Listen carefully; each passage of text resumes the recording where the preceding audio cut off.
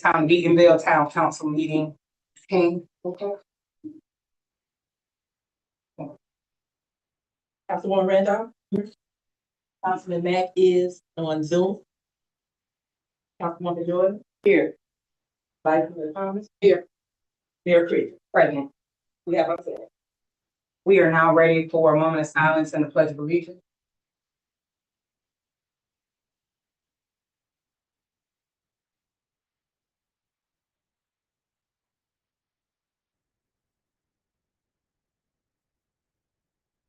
Pledge of allegiance. I pledge allegiance to the flag of the United States of America. And to the republic for its one nation, under God, indivisible, with liberty. We are now ready for the approval of the agenda. We have a couple of amendments to consider tonight. We will be removing item number C from presentation, and we will be tabling item number 2 under council discussion. With these amendments to the agenda, I will entertain a motion for approval. There, we are not presenting minutes tonight. I'm sorry, minutes. Well, removal of the minutes, removal of the host time presentation, and the tabling of resolution 2022-36, item number 2 for discussion. Oh, I'm sorry, and please be aware of the walk-on item that you were provided tonight at the guidance. 2026-39. With the amendments, do I have a motion for approval? Second. It has been moved in second. All in favor of the approval of the agenda with amendments, signify with aye. Aye. All opposed? The agenda is approved. We are now ready for presentations and recognitions. Our first one would be the proclamation for health. Read the proclamation into the record. Okay. And they are in the building tonight. Welcome tonight, Help CDC.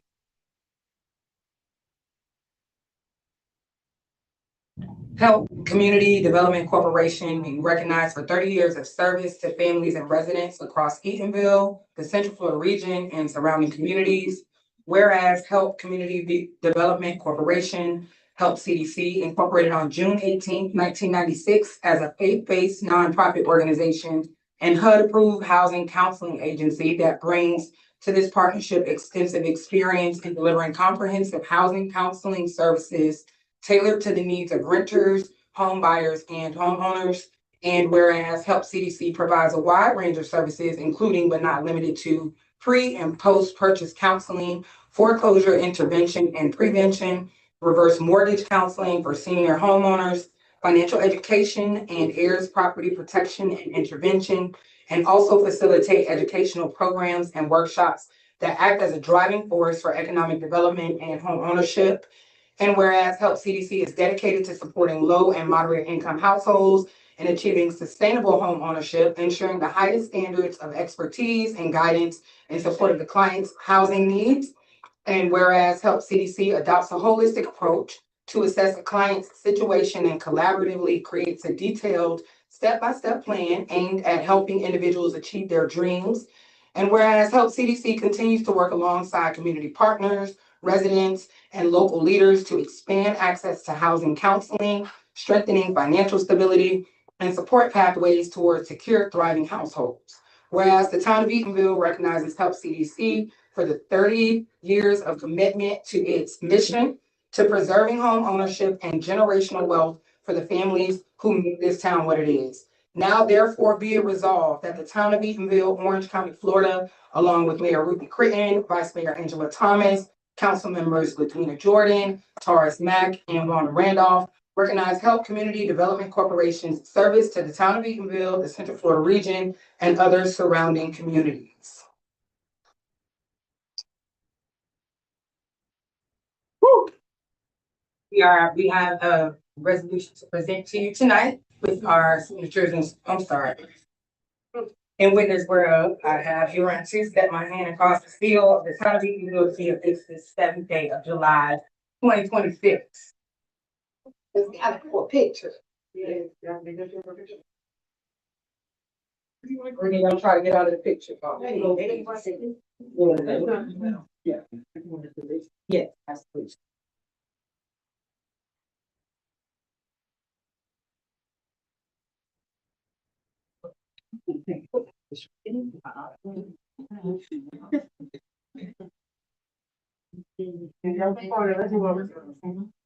Let's get comfortable and get on. Nice, cozy, cozy up. Come on. It's no good.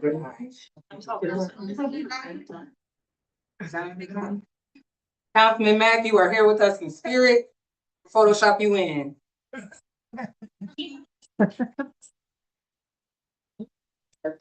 Where's the? That's so movement. It's so. Ms. Gloria. I would just like to say, thank you on behalf of Help CDC. Help stands for helping everyone. Help stands for helping everyone live prosperous. That's the full name, Helping Everyone Live Prosperously Community Development Corporation.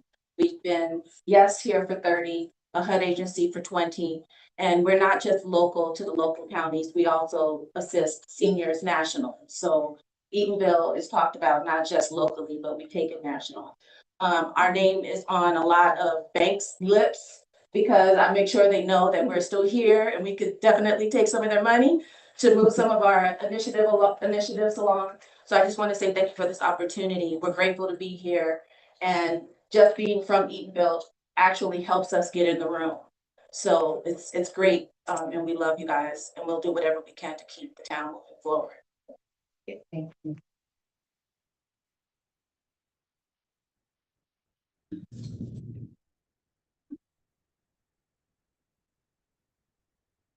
If you wanted to leave at this time, you are more than welcome. We are now ready for a presentation. Yeah. Mayor, council, at the request of Councilwoman Jordan, she wanted me to make sure I bring back staff reports. Please, So we'll make sure we do that. So we're gonna start off with code enforcement.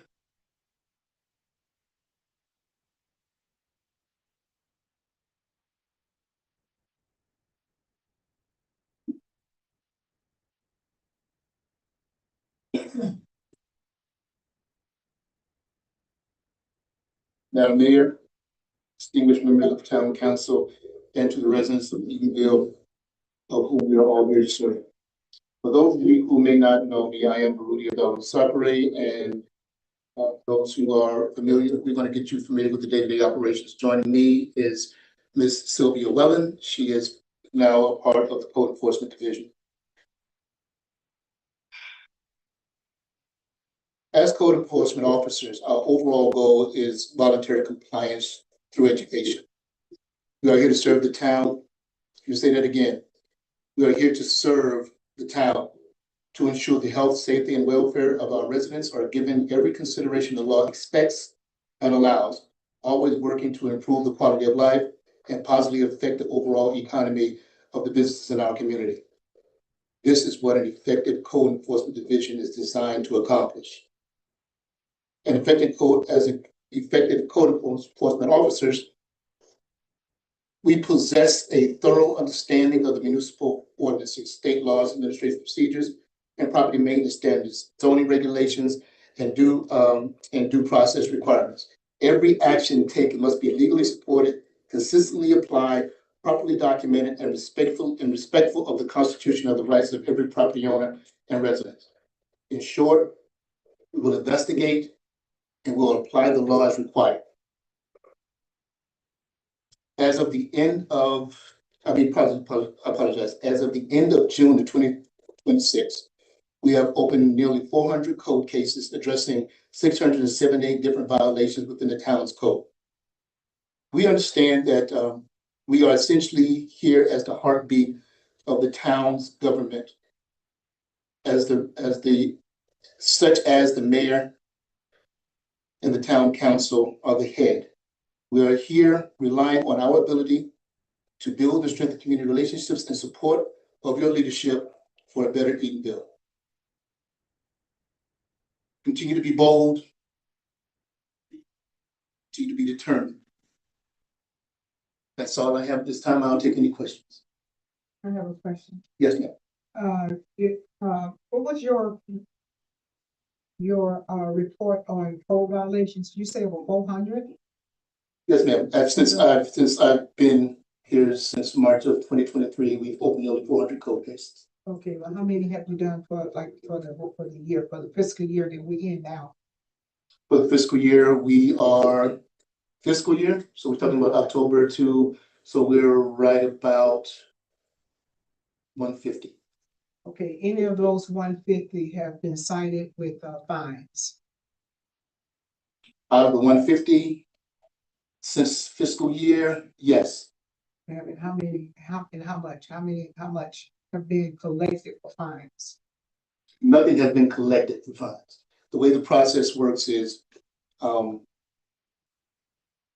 once a property fines have began to run on the property, then we go to the magistrate or the code board and we receive an order from them to come to town council to ask the town council to impose fines. As of right now, we've only done that once.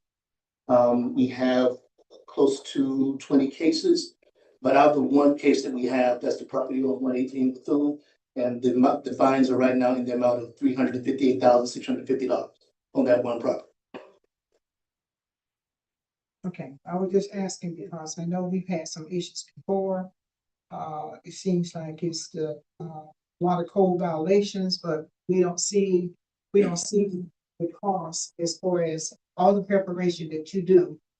You do a great job in doing all the preparation, but I just want to know whether or not it was a payoff based upon the revenue that we're getting from code violations. Because we do have quite a few of them still in the neighborhood that still exist. And what I hear more, maybe you can give us a big report on the 3 houses on West Street. They have been in that condition for at least 20 years and nothing has been done. Yes, ma'am. On one of those properties, I want to say 137 Southwest. As soon as we have a magistrate in place, then we will be able to bring the remaining of the 20 cases to the magistrate, asking them to impose fines. That particular property, fines are right now, the fines are $500,800 on 137 Southwest. The other 2 structures, cases haven't been open on those at this time. Yeah, well, I do, and I may have to come and see you. There's a property, and I had been asking for a while. The address may be 175 Wymore Road, right across or adjacent to 121 North Wymore Road, where that red Cadillac is at. Okay. Yes. So that property right there across the corner. Yes. Yes, sir. Can you get information for me regarding, they usually have an access of cars in that area. I mean, I don't know if that's allowed or if it's not allowed. In the yard, they drive and park all over there. I mean, I don't know if it's a car lot. I don't know what that business really is right there or if it's taxes. That property is currently under investigation. Okay, all right. And then I also, because I got stopped by a resident yesterday. Let's say on Bel Air Street,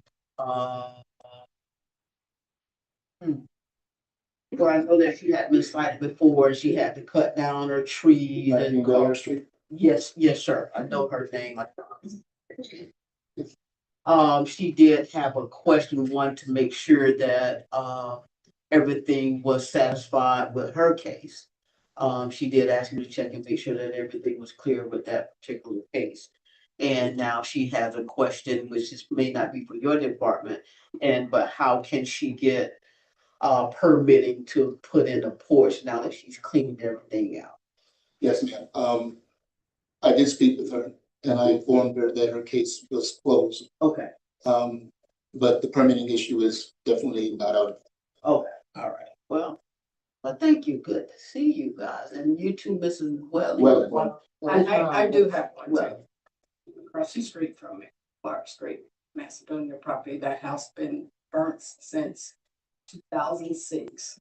Yes, ma'am. and it's still just there. We have, unfortunately, so to speak, if we would say, if you take a walk down any street in Eatonville, I can point out 25 to 50 code violations on the street. That property, as we, before you were on council, we had a conversation about that property. So, not only that one, but all of the homes where we're having these issues with, dilapidated structures, all of those are going to be addressed at one time, so we can get them all out of the way at all at once. Okay, this been 2006, and I know it's been 2006 because when my house got broken into, the home, all my stuff was taken to that house. The house caught on fire 3 o'clock in the morning. Someone just. Yes, ma'am, that would be, Had something also, so that's been like that since probably June of 2006. yes, ma'am. So we just still waiting. That's fine. No, you guys, I'll call you. I'll call you. Now, how will we know, like, when these, issues like are addressed? Is that something that we should come and attend when the you guys are in front of the magistrate? Or how is that process working now? In terms of the cases that are out, and finding out, whether or not they have been resolved, or how does that process work? I'll take that one. Councilwoman, we are actually going to a digital system where Okay. we'll have access. You all actually will have access to a certain degree to be able to review things. We're trying to make things a lot more cohesive. So we're looking at a program right now that all departments can work through. And so we put in 200 Balboa Street. Mhm. It'll tell you whether it's code violations, permit issues, all that stuff. So we're working to have a software, a CRM system that'll come together, and we'll be able to report that back to you. Thank you. And before we switch from them, can we give a moment for Ms. Wellington to introduce herself and give a little bio on herself? What I look on. Well, like no. Thank you guys. 33 plus years in code compliance, code enforcement, code things. But anyway, everybody's changed name from one to another. But anyway, Rudy is as strong as the code allows him. And since I've been here the last 4 weeks, what I have observed is that some of the code doesn't have the teeth that it needs. So I've been drafting some amendments that you guys will see coming across you, and that you'll have to vote on at a real close, real soon. And yes, we do need a magistrate in place, a code enforcement or whatever this board decides. Because our teeth are as strong as you allow it to be. Right now, it's a lot of things that just needs to be updated. And that's what I'm working real hard on.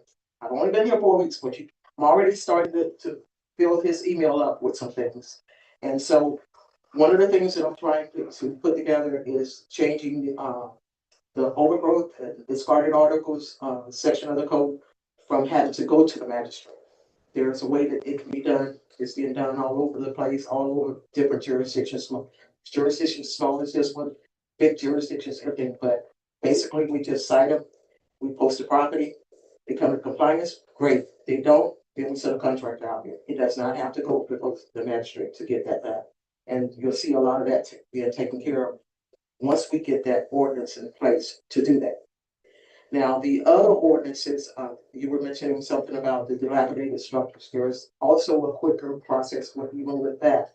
But it's so much, y'all just work with me on the time, and but we'll get it all addressed, and you'll start seeing what you should have seen a long time ago. But if you don't have the tools, we're about as strong as code is about as strong as your ordinances make it. You know, we don't have any power if you don't update or change your ordinances, and that's where we are. That's what I'm seeing. That is his crutch. He's only as strong as you make it. So, but we're working on it, and you're gonna be happy with what you see. All right. Thank you. I have one thing. Yeah. Okay. Yeah, thank you. Was it for another department? Daniels. Fine. Was it for another department? Oh, Ms. Daniels, go ahead. I believe we approved, and legislate.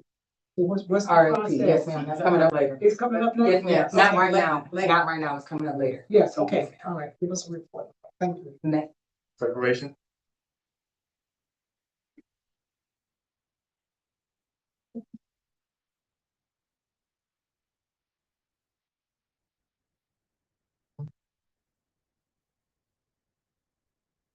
Brandon, Mayor, Council, and citizens. Passed out, I had a packet passed out to you all. Administrating, showing you the programs and events that we have.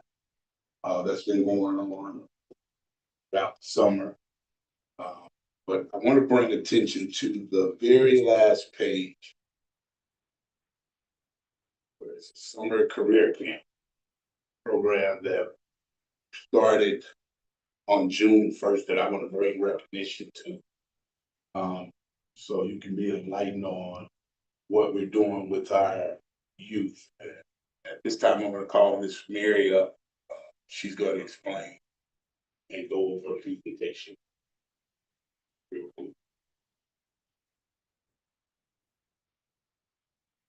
Good morning, Mayor, or good afternoon, Mayor, and platform. Thank you all for having us. We have been working with the town of Eatonville for a little over a year in our program that we work with youth. And our program provides transitional services for youth, where we help youth ages 14 to 21 to transition from high school into college, into a career, or into a trade school. And we have a video show.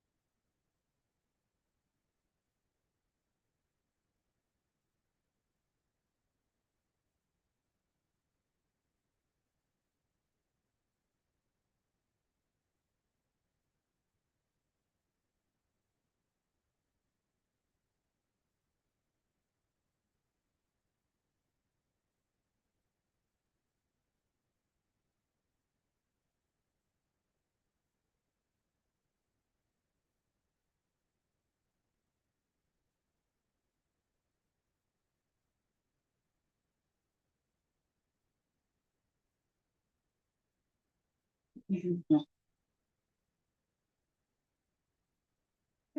collaboration with the county of Eatonville over the last year, thanks to the city and its recreation department, we have been able to take our students on college tours. We were able to take them to the STEM program in Tallahassee, Florida, at Florida A&M University. We were able to join the BAM, which is the Black Architects in the Making, which some of our students will be attending next week, and they will be presenting to the town of Eatonville on next Saturday. In addition, we were able to grant 2 students scholarships to help them as they go on to college. One will be enrolling in Daytona State in nursing, and the other one will be attending Washington University, where she will be majoring in architect. We have several students that will be graduating this year, so we're hoping to be able to grant them scholarships as well as they go on to college and to support their future endeavors. So thank you all so very much for what you do. I'm sorry, I have a quick question, Ms. Merritt, I'm sorry, and, Director. Now, the program, thank you for bringing it to Eatonville, this is fantastic. Thank you. Are all of the students, is it a requirement for them to be residents of Eatonville? No, it is not a required commitment for them to be residents. Okay, but the IEPs and 504s? Yes. Perfect. Now, and then I have one last question. Do you all do any assistance with students interested in trying to get into the military as far as ASVAB testing, tutoring? We have where we have recruiters come and speak with them, but we haven't done the ASVAB testing Okay. as of yet. We are partnering with Orange County Tech, so we will be Yeah. introducing construction, electrical, plumbing, and cosmetology. Some of the students, and we just opened it up so the students aren't, not all of them are required to have the IEP or the 504 plan. And the reason we did that was because if the seats aren't filled, then we go ahead and open it up so that other students have the opportunity to join the college. And we do have students from Boys and Girls Club too, that's That's great. That's great. Thank you. That's awesome. Thank you. Thank you for the packet of Oh, you ain't getting away like that. That's who low. That's who low. First page, first page. First page, that data low, but okay. Finance, no, that's when it started. Yes, sir. Finance. Okay, thank you. Right. Good evening, Mayor, Council, and residents. I'm Katrina, the finance number. And our department, what we're working on right now is getting the budget prepared for you, for the guys, for you all and for the residents. And as we do the budget process with workshops, we would like for the residents to come out to hear if you have anything you want to add to the budget to see, like, we have the general fund, which is basic dealing with the property tax. And we're gonna be having some meetings on that. We want all the residents to come out to understand what is that gonna be on the ballot in November. And if you have any questions, you can just email, we have on our site where you can go on and send your question to and on the website. You refer to public record requests. Yes, on here. It is officially not on the new website. They have not integrated that yet, but it will be up shortly. But you can, if you come in the lobby and stuff, you can leave it up to the front desk. Also what we're working on that department, we have a lot of grants in the finance department and the public work. The director is working together to make sure that we stay in all the guidelines through the state, through the federal, through the HUD. What else we got? And we're looking at new technology. Mr. Daniel's on a lot of customer service skill, ways that we can make our job a little easier. So we're looking at different things like kiosks. You know, sometimes you may not want to come into town, but we're gonna be looking at where that you can pay your utility bill, you can get a billing permit, and we're gonna be looking at setting up a kiosk. Other than that, we'll be sending out the budget schedule probably within the next week. But to let you know, council, that we are working on the budget with the staff. And again, I think there was an email came out for y'all input, and we do really need that. And that's it. Any questions for finance? All right, thank you, Ms. Gibbs.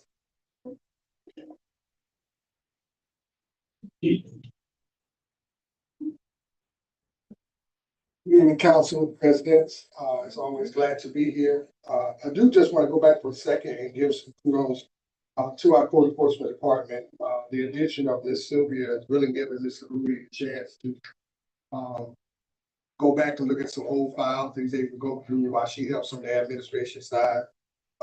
She does come with a lot of experience from Orange County and the city of Winter Park, which she actually helped write their SOPs and things like that. So it's allowing him now to be able to sit down and view this without, when you talk about 150 to 200 cases, when one person's doing that, and you pretty much know he's done 5 days a week. He's just sitting at a desk. Then he tries to get out, then it goes back, then it goes back. So it's a lot that has been transpiring between one person. So her addition of not just coming and helping him with the physical side, but the administrative side is really, they're really booming here lately. So we're thankful for the hard work that they're doing. We're continuing to move forward with our June activity. Crime year to date is showing down. However, as I've been speaking here lately, our calls for service have risen. A lot of that's just been an addition of, a lot of things happening within the community. Not just the apartment complex, but sometimes some of our side streets are having, most of the crimes, most of the calls for service are related to domestic type things, which you can't really proactively deal with because the person's living in the same house with them until they call us. We don't really know what's going on, but we're continuing to work with them and provide resources. All of our officers are going to be equipped here by the end of the month with a resource. It's going to be like a QR code. They can show the QR code to the resident. They can take a picture of the QR code. It'll give them a list of all kind of resources that'll be made available, from housing to education to jobs to mental health. All of that can be a component of that through the police department. So we're really excited about that. We're continuing our community engagement with Parks and Recs involved in the parks, with the schools and summer camp and the pools, as we continue to strengthen our connection with our youth and our seniors. We started here last week. Some of you may have saw what we call Operation Stop and Cross. It's going to be an ongoing event throughout the year. You won't know till you know, but you'll know because there'll be lights behind you or somebody will be there. That'll be your cue to be informed and what we call educated on the ability to stop when you see residents entering. Once they step foot into that walkway of the crosswalk, you have to stop your vehicle. You can't try to beat them across. You can't try to come behind them after they pass. You have to wait for them to get from one part of it to the other part, and then you may proceed. So we're educating on that. We even have handouts that are given to the drivers, some given with supporting documentation to reinforce to them how important it is to make that stop. That supporting documentation can vary depending on how that works out for you. We're also excited about upcoming events. My Hurricane Preparedness Expo, please, ladies and gentlemen, send it out, pass it out, give it out. We're doing it at the Boys and Girls Club. Orange County Government Emergency Management will be coming, presenting to tell you everything that's happening during a hurricane, pre, during, and post. Also, we'll have code enforcement there to talk about some of the things they'll be looking at prior to that. Public Works will be there to discuss what they can do. We'll be there to discuss what we will be doing during and prior to. And all the assessments of that. So it's gonna be a great event for that. There'll also be some slight vendors around like Duke Energy, who will tell you why the power is out and why it takes so long and all the kind of questions you may ask that really the town can't answer because we're not in charge of it. We do have a spot at the emergency center. We have a designated chair, the Eatonville Police Department. We represent Thurman. We've done it the last couple of years. So I'm excited about an opportunity. We have completed our 26-27 budget. However, it is still being reviewed with myself and Mr. Daniels as we're fine-tooth combing as best we can how we can prepare for this upcoming year. And also, we're even looking at 27 and 28. So we're already trying to get ahead of these things, how things may factor out depending on November, et cetera, on things with voting and all of that. But we'll continue to move toward our public safety needs. Our officers are being well equipped. One of our lieutenants will be going to a very intensive managerial school. It's about 3-month school. They'll be here locally in Orlando, but they'll be going to that to help strengthen them on their managerial skills. A lot of all the officers will be looking at some other advanced report writing and things of that nature. We'll be doing some incident command systems, which is kind of like they'll be doing scenarios, active shooter responses, how to do all those kinds of things, how to work as a team, how to work together. So all that's coming up in the next few months here. Outside of that, we're just excited to be here and continue to thank you for your calls and hoping that we can continue to make your place safe. Any questions for Chief? Thank you. Public Works.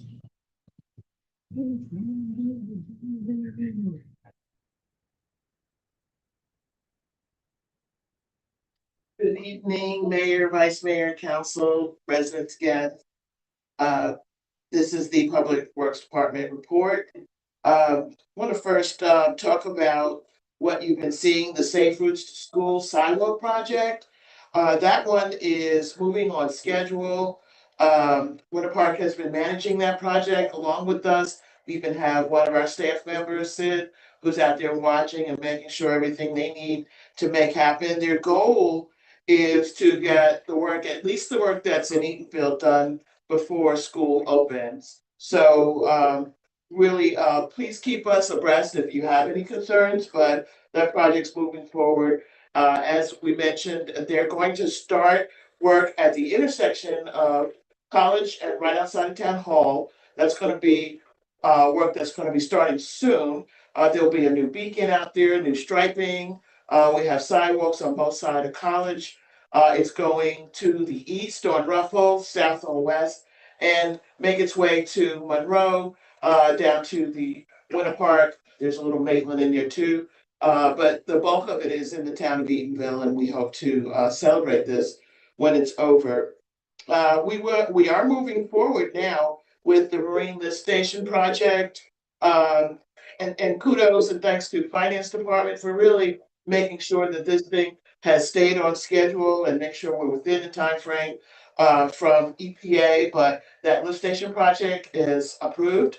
And we're getting ready to execute the contract with the contractor, and they're biting at the bit to get ready to get started for that project. We'll be notifying residents of the work that'll be starting, I expect within the next month.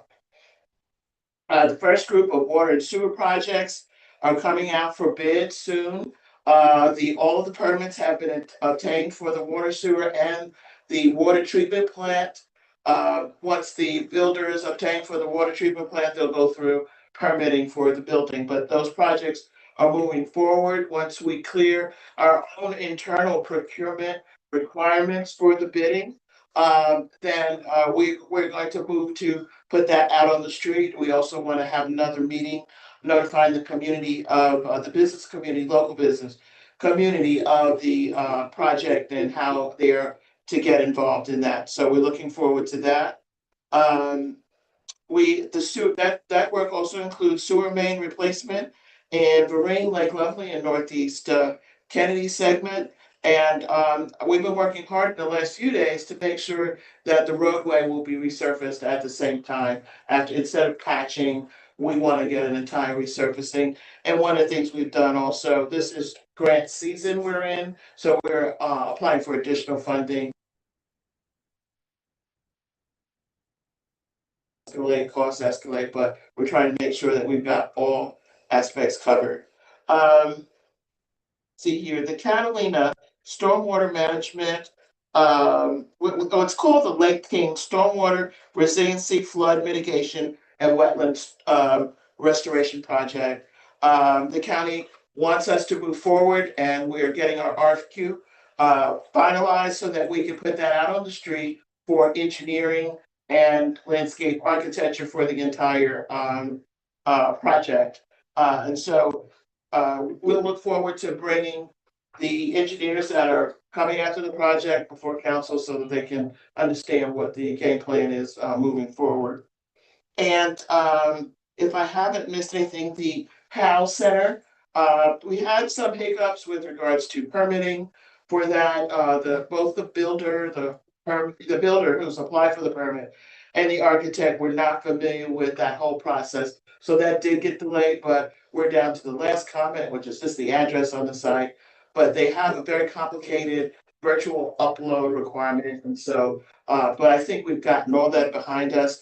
And really the goal is to get the decking, the handicap ramps around it, the landscaping, and the fire department was very insistent on having enough room for fire trucks to come in and out. So it was a little complex, but I think we've got that behind us. So we look forward to moving forward on that.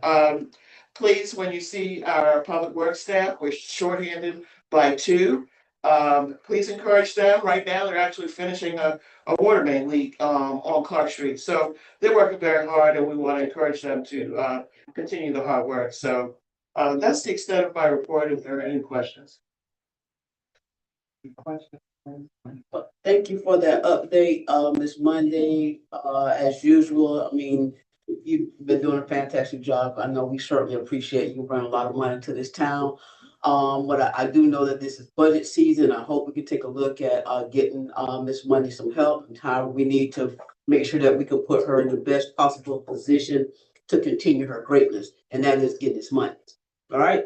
You know, so, that's something that hopefully, we can have a conversation about. Yeah. In terms of this money, we need her to be freed up so she can keep getting this money and not have to worry too much about other things. And, are there openings for, people, for public works? Do we need, are there any openings for public works? For the public works department, we need somebody to work, what's going on? So right now, with the public works, job descriptions are being updated because what's been happening, Councilwoman, we've been having people in that's not able to do, so we have to outsource. So we have to outsource people out, that's costing us more money. So the job descriptions are being reworked, and then that, job will be placed out. Because we keep bringing people in and they don't have the skill set or the capacity to do it. That means I gotta call outside vendors in to pay them instead of our staff being able to handle minor things. Now, if it's a major break, of course, we're gonna bring in the big guns, but things that we need to be able to handle, we should be able to handle with our staff that should be capable of doing it. Okay, that sounds good. Now that we know that, all these, trades and everything, come to some training that they can go to update their skill set? I mean, it's obviously they enjoy what they do, so is there some trainers that we can send them to add on to what they may already have? So you've been in my office, Councilwoman. That's what I've been pressing, and staff will tell you. Training is at the utmost for me. I've also said, instead of sending everybody out to school, bring the trainer here and train everybody. So if it's coming down to someone knowing how to drive the backhoe or the tractor, let's bring the trainer here and train everybody so everybody's certified. Everybody should be cross-trained enough to be able to handle different tasks. And if someone is out or whatever, it shouldn't cause us a delay in operations. Are we working on that? Is that what you tell? I have instructed staff to make sure they do that. Okay. It's been working on it, that's what you're asking. Next month, y'all let us know where we at with that, because we've had a lot of these folks working in public works for quite some time, and they seem to enjoy what they do. I mean, it's just like me on my job. You know, it requires that there are other certifications that we can get and we can assist them with getting. Why not? You know, they come to work every single day. Give them the opportunity to get those certifications and train them, you know, because they're here. A lot of them are our residents. I think we should look out for the people that's looking out for us. So that's been the 100% goal. And any director will tell you since I've been here, that's what I've been pushing is training and getting certifications. All right. Well, thank you so much. And I know, Miss Money, you said the PAL Center, that's Calendar Park. That's good. Okay, thank you so very much. And when can we expect those ramps, those railings, that deck and all that stuff that we just talked about? What are we looking at? I expect that, if we get this last question resolved with the fire department, then we'll be able to get started next week. So I will remind our, contractor, that has promised to get this thing done quickly. So, and I think it'll get done. It's just the new processes that they're not accustomed to with, uploading and doing all the stuff. So we've got past that hurdle now, so. All right. Thank you. Thank you. So I'll take permanent planning and then Ms. King will close us out. Permanent planning right now is at a 90 to 95% of being up to date on everything. Working along with Tara, we put a system into place that we're also looking to bring in other people that's going to save town tremendous amount of money. From one process we're looking at, we probably save about $70,000 because we don't have to have most municipalities. If you're looking at them now, they don't have all the people in a permit thing. Everything is uploaded. We have been a little slow in paper still. So actually one of our vendors is creating something for us where we can digitally upload, it can be signed off, and a permit can go through probably within 2 days. If it's a small like HVAC, electrical, roof, but if you get into the plan reviews, then that's going to take more time. But the issue that Tara and I have looked at and you've seen was We weren't following, as Ms. Sylvia said earlier, some of our rules and our processes and ordinance need to be updated, and that's what we've been doing to make this process. So right now, we run behind. All permits are up to date as we have had them come in. The issue has been, and it was an aha moment, when a lot of people were calling and complaining to myself or calling and complaining to you all, what they weren't telling you is they weren't completing some, complete packages. If you go to other municipalities and your package ain't complete, you know what they do? They reject it immediately and send it back. We sit there, we hold on to it, and it claws our system because people are piecemealing it in. When you go to some of these other municipalities, if your package is not complete, they turn around, they give it back to you and tell you to resubmit and they hit you with another fee on top of it. And that's the same thing we have to get to because it's taking up so much time and effort of trying to make sure we keeping up with you had the one piece here, you did this instead of just following the process. So that's planning and permitting. Any questions on that? I do have a question. Okay. Do we have anyone on staff to assess? Like a resident, like I was saying again with the code enforcement that is interested in doing an enclosure on her. And she said that she needs help with the permitting process. Is there someone on staff that can assist a resident in this permitting process? We have someone from US who's our third party vendor who goes through and issues our permits. They're here from 10 to 2 Monday through Friday. 10 to Monday through Friday. And with something like that, if they're talking about doing the enclosure, they're gonna have to have a contractor, they're gonna have a notice of commencement, they're gonna have to have liability. So a lot of times, things have been happening, when people haven't been pulling permits, and that's becoming an issue. Because if you find out that you did do something without, it actually doubles. So who, I can refer her to US. UES, you can just call it. UES. Mhm. Okay, and I can call who? Well, she can call who? Antonio. Antonio. But that's getting ready to go digital. On something like that, I would tell you, you're gonna need drawings and all that, so she's gonna have to contact. Normally, the person that's gonna pull a permit is gonna be a general contractor, and they know what all needs to be done. Okay. I'm gonna send it to you. Okay, that's fine. No worries. Thank you. Ms. King?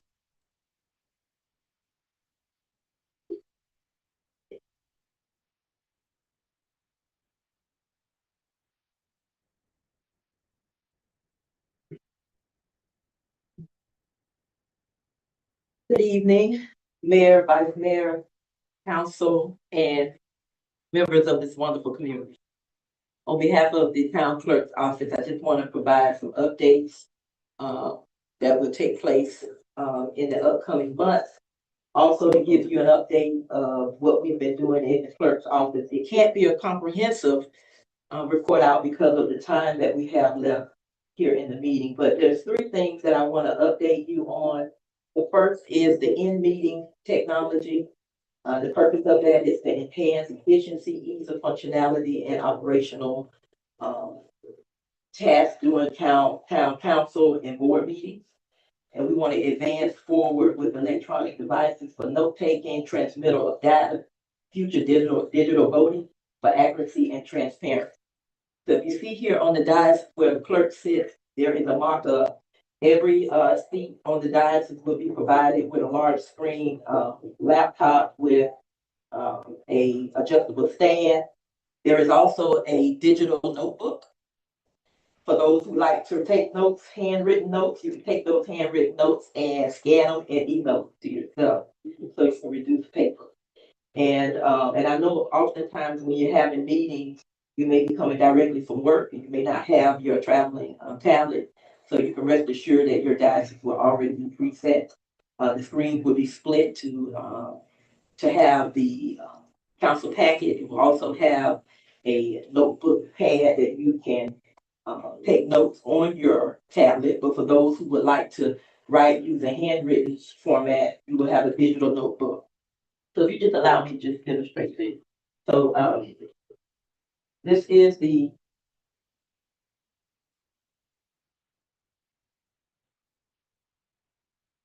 I should have had Marissa come and do this for me.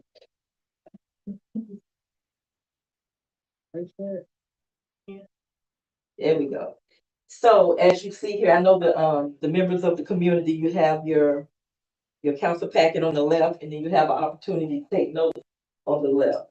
And then you can tilt, turn, rotate, however you need necessary. If you do not want to, if you're not really fluid at typing on your tablet, this is a digital notebook. Everyone will get this is to stay in the chamber. This is a chamber setup, but it comes with a digital notebook where you can write on it, upload, email, and then you can erase it. So you can use it over and over again. So this will be your setup with your mouse. You have your stylus where you can take notes, and then you'll have your digital packet. That will be available starting at the next meeting, the second meeting in July. So though that is something that's coming up, and our goal is to have that done by July 21st.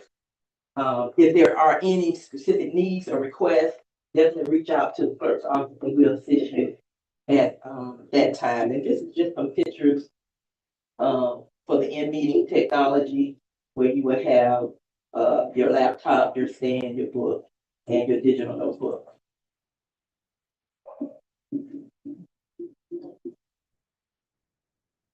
So the next thing that I want to talk about is the record management and retention and the disposition of records. This is to further produce policies and standards, operational procedures across departments.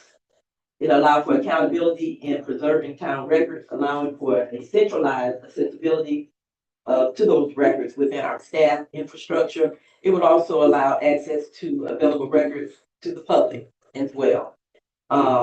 We already see that on our website. Do pardon our delay in getting that on the new website. We're looking forward to next request being back up and operating within the next few days. But you do have access to records on our website, but we want to enhance that and make sure that it's user friendly. Also, with the record management, this accountability will allow for restoring records as well as maintaining the town records to include those records that have historical value, since we are a historical town. And so between now and September the 30th, we will be furthering our efforts in making sure that we put the right policies and standard operating procedures in place.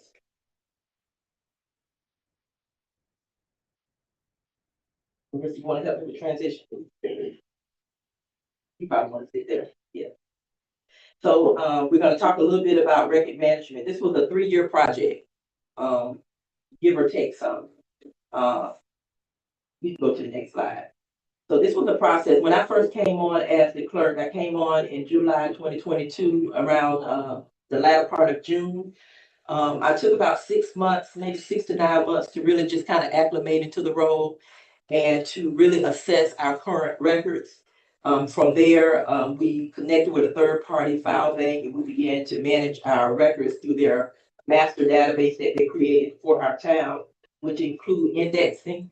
And the good thing about taking our records off-site is that it helps us to put a plan in for emergency mitigation in the event that there is a storm, there is a hurricane, and our building is affected, our records will be preserved. So our records are off-site, and they have been, many of them have been indexed and put into our master database. Then also, one thing that we need to do for our physical building is to make sure that we did some planning in the area of space capacity creation. We wanted to make sure that we had a conducive, appropriate space to house records. So we had to do some cleanup in our facilities to make sure that we provide that for our records. And then with our next request, that's our public records management. We did some staffing training and also the scanning and the uploading of records and the disposition of records is ongoing. Go to the next slide. So pictures says a lot. This is what the records look like when I came on board. File cabinets were not organized. Records were just kind of thrown in there. There was no management.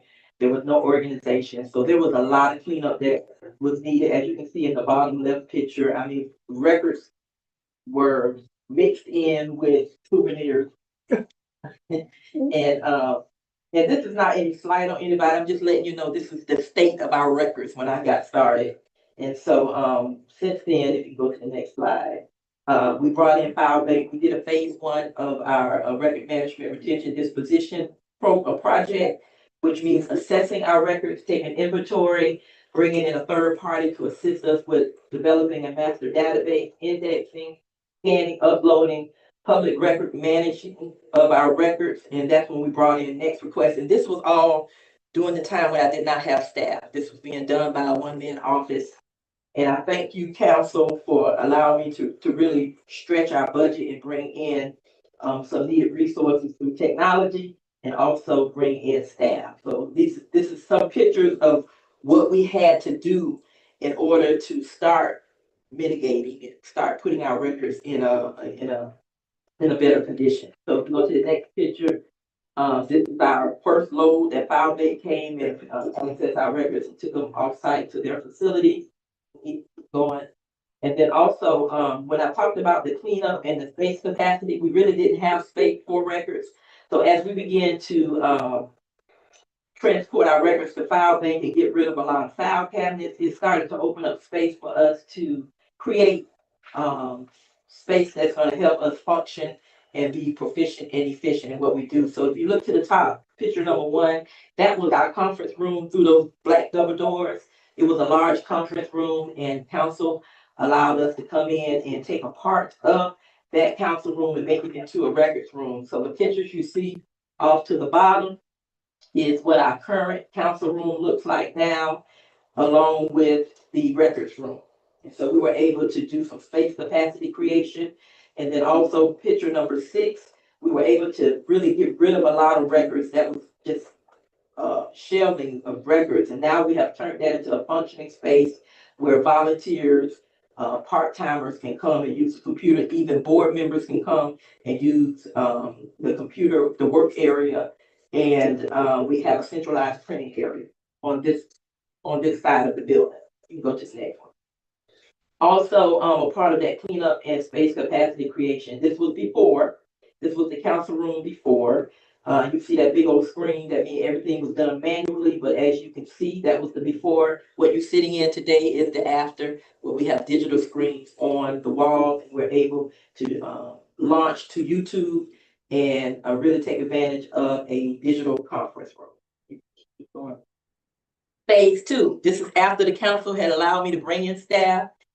And I'm telling you, Marissa has been the breath of fresh air for the town. She doesn't just bring passion, but she brings skill, she brings youthfulness. She works a little faster than many of us that's in our 50s.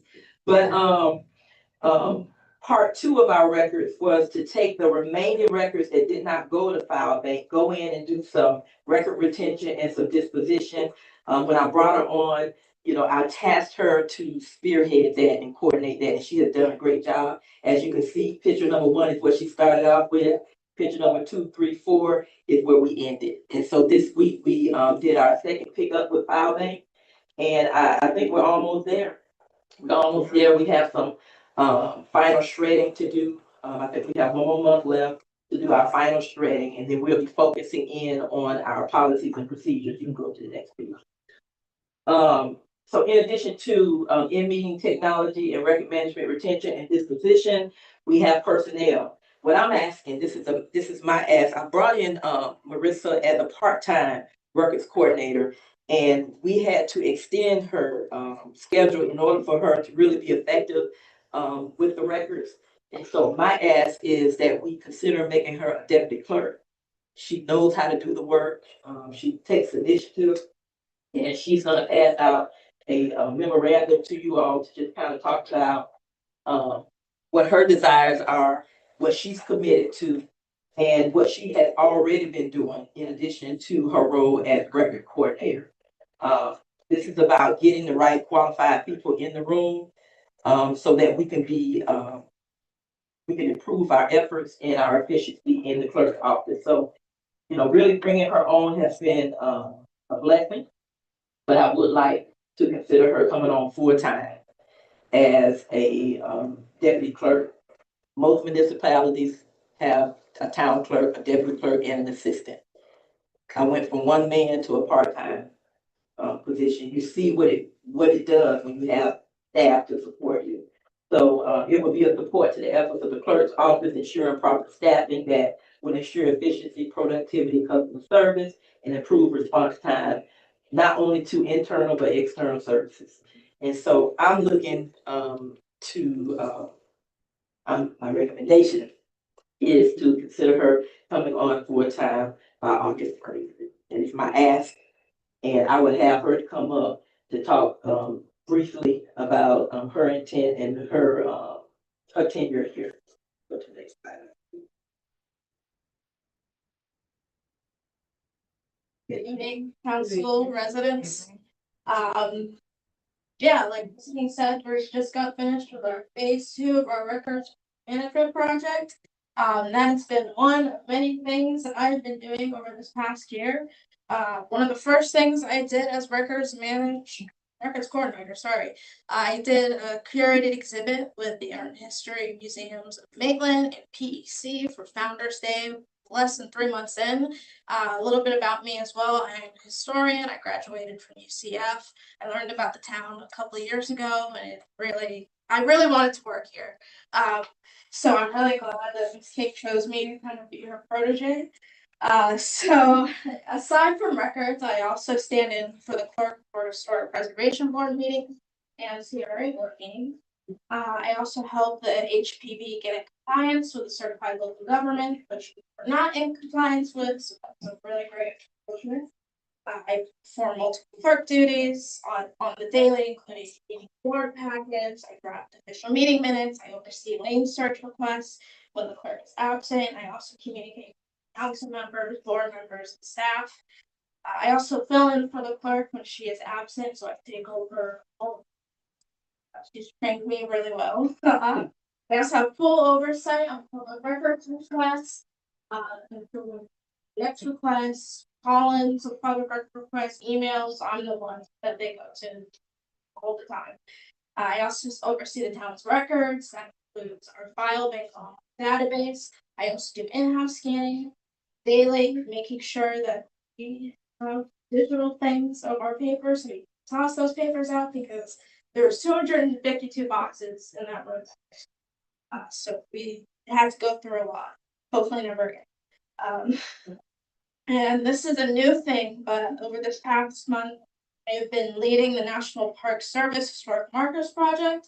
I was kind of brought in with that thanks to the Public Works Director, Ms. Mundy, and some of the staff from the National Park Service told me I was working with the Historic Preservation Board, so they've allowed me to oversee that. And I'm currently drafting the project goals, timeline, and I'm hoping to really focus on community engagement, get some good things out there. The community gets residents involved with all the markers and stuff. Yeah, so yeah, thank you. Yes, you do a great job.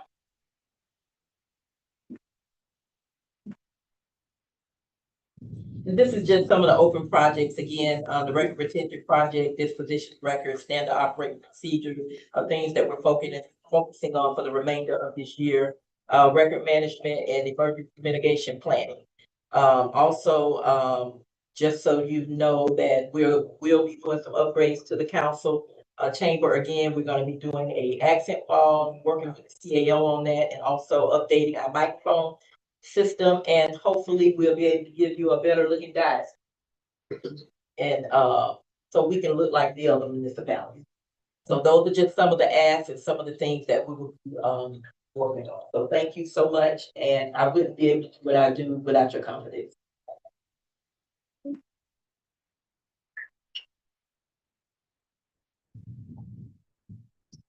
Okay, that's all of them, correct?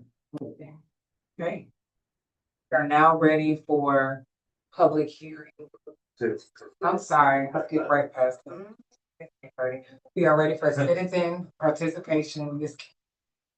Yes.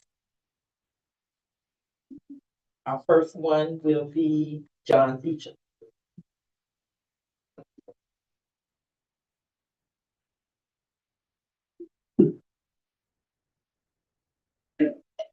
Good evening.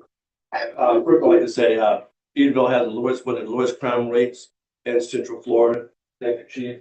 And I think that's something to be very proud of, that we have one of, so that means that we're doing some things right. And I really didn't want to talk, but the reason I got even involved in historic Eatonville is and preservation and it was, I got a dream from God, telling me they had things he wanted me to do. And in those things he wanted me to do, that I wasn't qualified for, but he told me when those moments come, we'll always be an angel. Even like today, I think the thing that's on my mind today is that this town has been good to us. This town has been very good to us. You hear some of the stories of old time. How did you get here? Why did you come to Eatonville? Some used to say there was gold in them trees, in the orange grove. That's how they came here.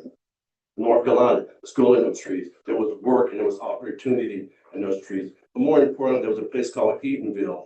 My friend over at Seaborn Garden, God told us, Dad, you gotta come to Eatonville, man. You gotta come to Eatonville because there's freedom here. I look at that night market and I see those beautiful black kids out there dancing, line dancing, when the cops line dancing, it's freedom.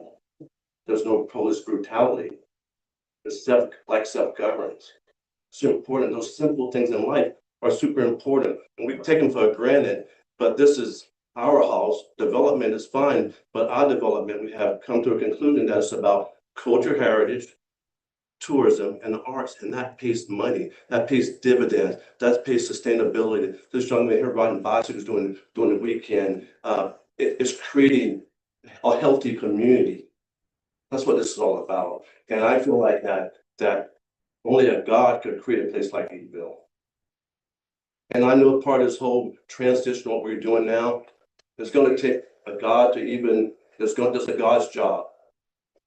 And so I'm just proud to be a part of this historic place. I'm a part of to wake up every day and say, God, what are we going to do? What is your will? All this is God's will. And the only thing I ask council to do is this: when you make the decision, think about the kids. Not from a social service hub, but think about their future. We're standing on someone's shoulder. Everyone that's been to college here, you're standing on Jesse Jackson's shoulder. You're standing on the Arkansas 5. You're standing on the first kid that went to Florida State that was segregated. FAMU, all those people that went to those HBCUs. We're standing on someone's shoulder. Who's going to stand on our shoulder? Are we going to have the shoulders for someone else to stand on? I love this place. I love this Eatonville. It's not personal, but I'm just telling you that I am led by higher power, and I'm happy to be here tonight, and I wish everyone well. But I think that Eatonville is more than a peaceful living. There's more than peaceful living. It's not about you. It's not about me. We're going to pass away, and what legacy we're going to leave.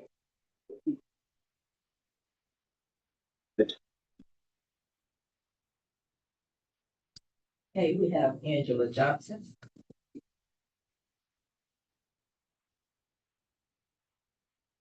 Good evening, Mayor, Vice Mayor, Council, and fellow residents. What I wanted to, yes, say kudos, notice a new website. It does look a lot better. Also, thank you, Chief, for taking my call on board. Helping to dissipate the, God only knows, probably close to 1,000 people that were in County Park that evening. Obviously it did come without some issues that residents have voiced concerns just about the number of residents, the fighting that was happening.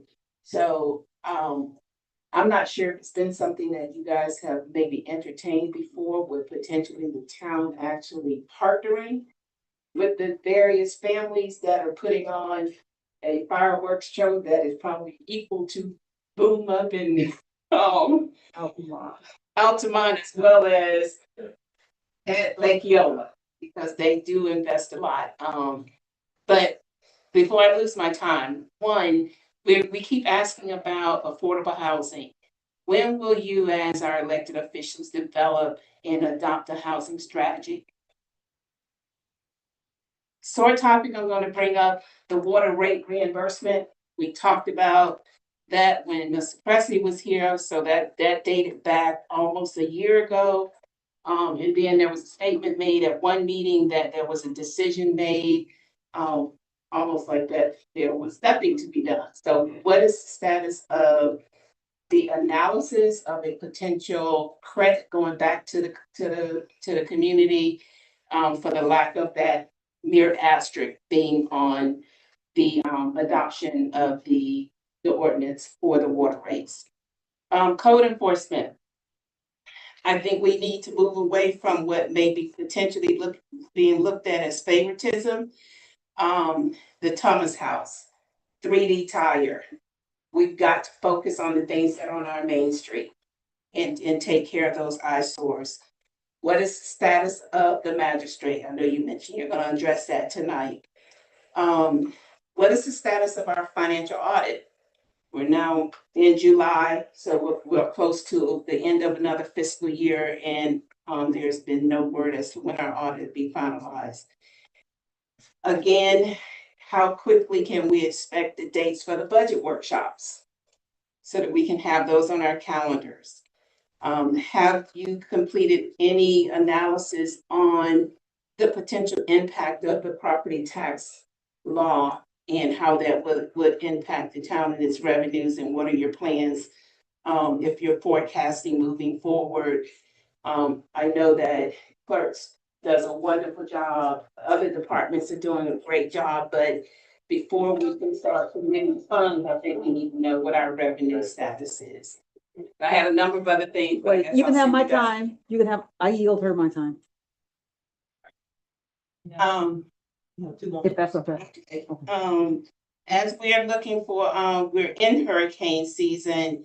There's been some questions also from residents about tree trimmings and the drains and cleaning up the drains and the leaves. I know Public Works is short. I see those guys out there diligently working. So if we can kind of address that, there looks to be some potential development of potholes on Sunnyview or Campus View, so a number of different streets.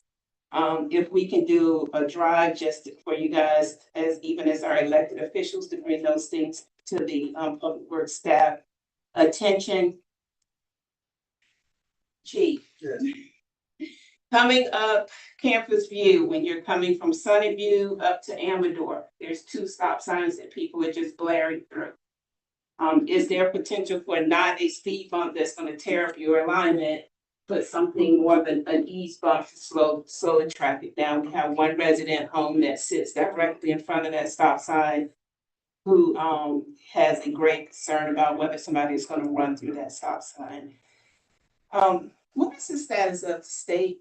Do they still have financial oversight over the town because of the number, all the way back into 2004, when we were under their oversight? With the new technology, proposed technology, if the diocese is using that technology and they're making notes, do their notes then become public record at that time? And I see the attorney shaking his head, yes. So does it become public record at that time? Whereas if a person is taking paper notes and don't turn them out, so I think that might be something. I'm quite sure you've educated them on that, but even as residents, so if we see a person taking notes and uploading those, we may become public record at that moment.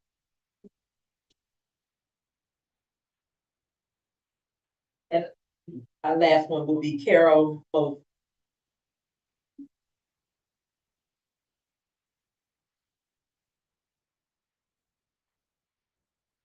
Good evening, Mayor, Council, and Eatonville residents. My name is Carol Mosley, and I am the family of Mosleys and the Clarks, the founders of Eatonville.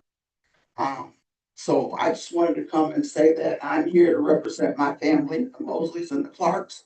As far as the property goes, I would like to have some input into what happens to the land, and so that's why I'm here. That was all that. All right, we are now ready for public hearing. Did you want to give some background, you can, so that the council is aware of why we are addressing? Yes, this ordinance, we've already had 2 hearings on this particular ordinance. It was approved and adopted. The reason why we're bringing it back, because we need to reassign it a new index number.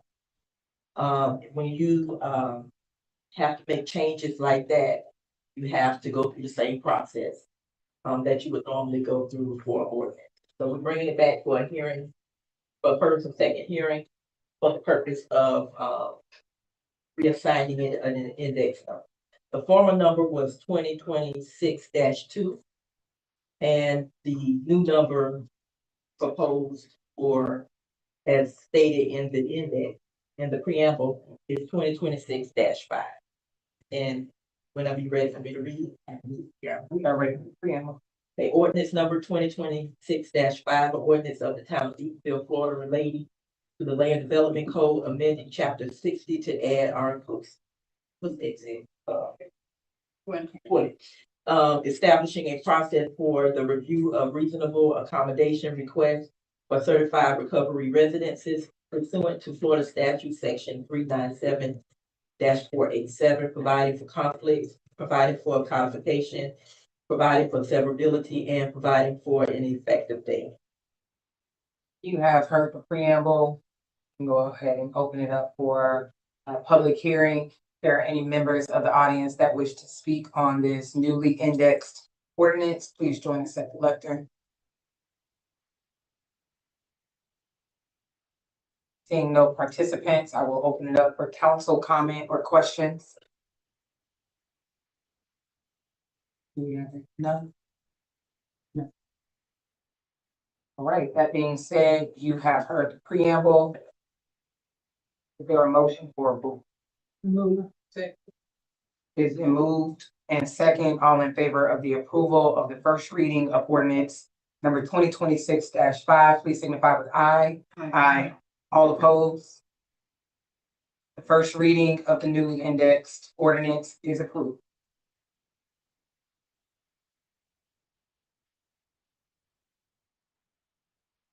We do not have consent agenda items tonight, as our meeting minutes have been tabled.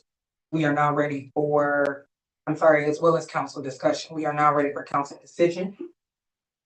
Item number 3, the approval of resolution 2026-33.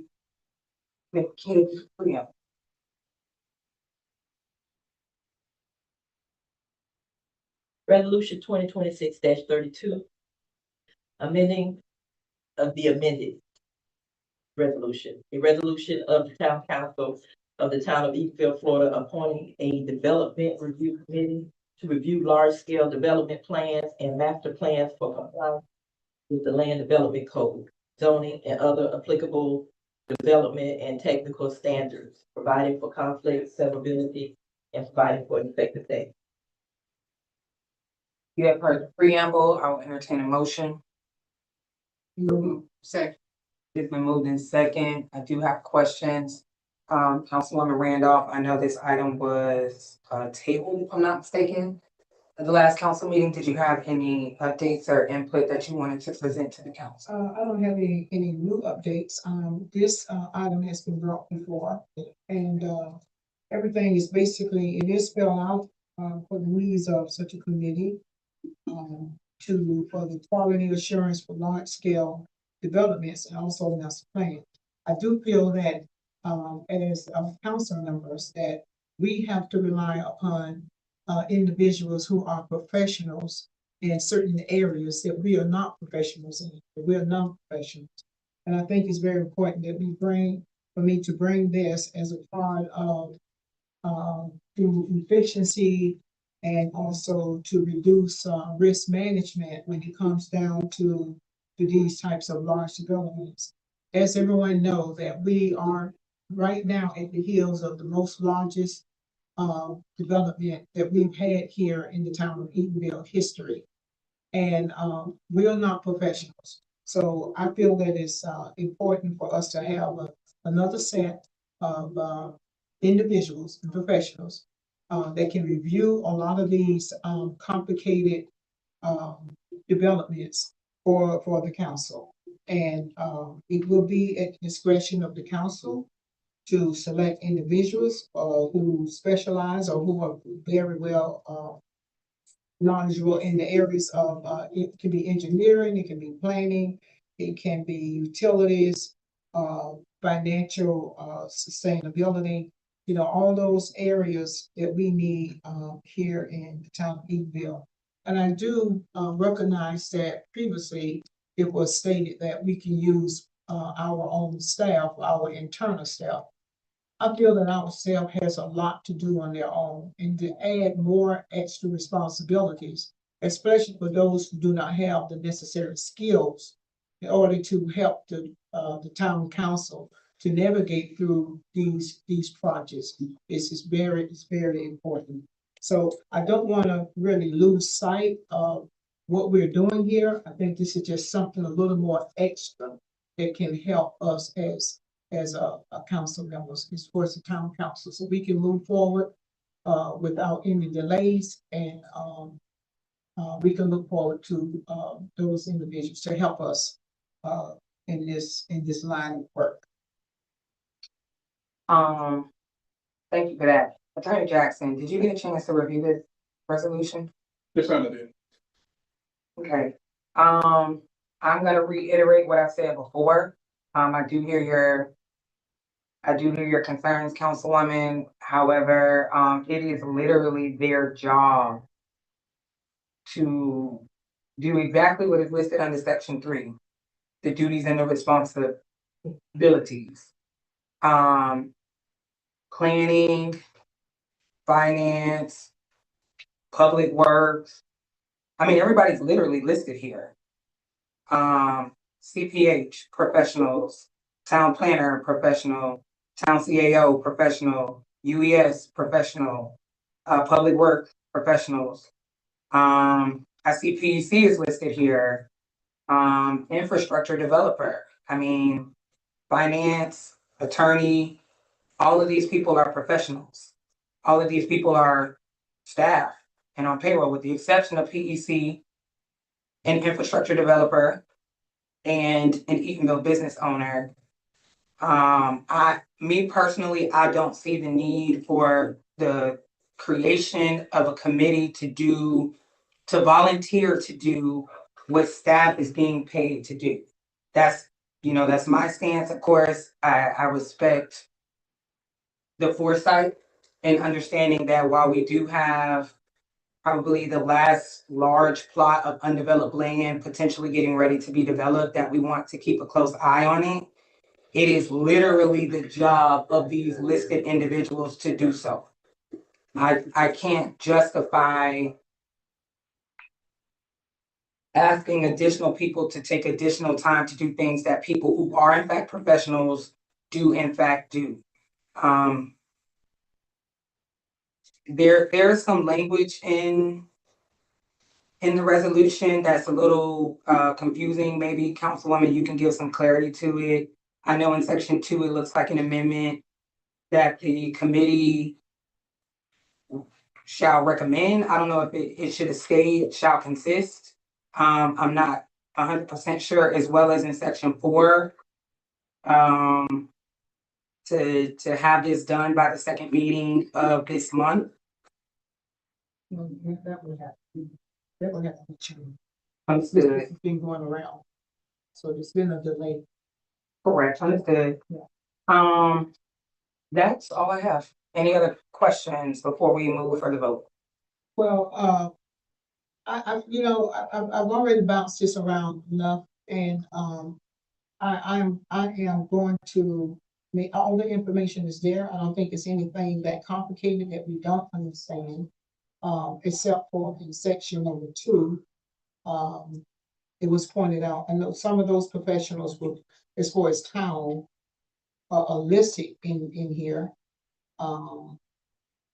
So you also said that you did not want to, your preference was not to use When you say to use town employees or not to use town? My profession, my recommendation, my preference was not to compile a committee at all when we already have these people on staff. Okay, well, I tell you what, let's just pass this on, let the council decide who's. Right. If there are no other questions, we are ready for the vote. I do have a question, Vice and Mayor. it is with section 2. With us appointing these professionals, will they have access to town records? That's what section That's what 5 this says. will give them, Section even 5. the financials? So the question is being posed to me, Vice Mayor, then yes, if you have a committee that is there to provide guidance to the council on development within the town, they would have to have access to records and things of that nature to give you all their best recommendations. Any other question? All right. Yes. You have heard the preamble. It has been moved in second. All in favor of the approval of resolution 2026-33, please signify with aye. Aye. All opposed? Nay. Nay. Was that 2-2? Yes, it was. Let's do roll call. Please. Councilwoman Brenda. Aye. Vice Mayor Thomas. Nay. Mayor Pretty. Nay. Councilwoman Jordan. All right, resolution fails to 2. We are now ready for item number 4, the approval of resolution 2026-38. Ms. King, the preamble. Yeah, resolution 2026-38, a resolution of the Town Council of the Town of Eatonville, Florida, for clarity, affirming the town's commitment to government transparency and expressing support for the legal action taken to enforce adherence to the Florida Sunshine Law and protect the historic Hungerford property, providing for conflict, severability, and an effective date, providing for an effective date. You have heard the preamble. Is there a motion? I move. It has been moved in second. I do have a question on this one as well. Attorney Jackson, have you reviewed this resolution? Yes, sir. Thank you. My concern is, once again, wondering if anything has changed. Councilwoman Randolph, I know we voted on this 2 weeks ago, and per the record, failed 2-3. Do you have any updates for us? Everything still remains the same. I do have a comment that I would like to make clear. This is really to clarify the position as far as support and transparency for PEC and the Southern Poverty Law Center. When I say PEC, Preserve Eatonville Community, on the lawsuit that was filed against the Orange County School Board for violation of the Sunshine Law. All right, now, I want to clarify something from the last time as to where we are this time. This is not about litigation for the town. I understood and I heard the position of the town council did not want to enter into a lawsuit. The last one that was submitted never said anything about the town entering a lawsuit. So that's the reason why it's being brought back in this manner. I just want to say also, in addition to this resolution, and that is, we are the town of Eatonville. We may not think this has anything to do with us, but it does. That property out there is surplus property that's owned by the Orange County School Board, which was transferred from the Hungerford school, Robert School, Hungerford, to the Orange County Public School Board. All right. They violated the Sunshine Law. According to the statutes, there's several ways how that property can be transferred or disposed of. Given to us as a governmental entity, because we're the town of Eatonville, that did not happen. Or a nonprofit. They choose to give it to a nonprofit by going behind closed doors and having meetings and leaving us out of the equation.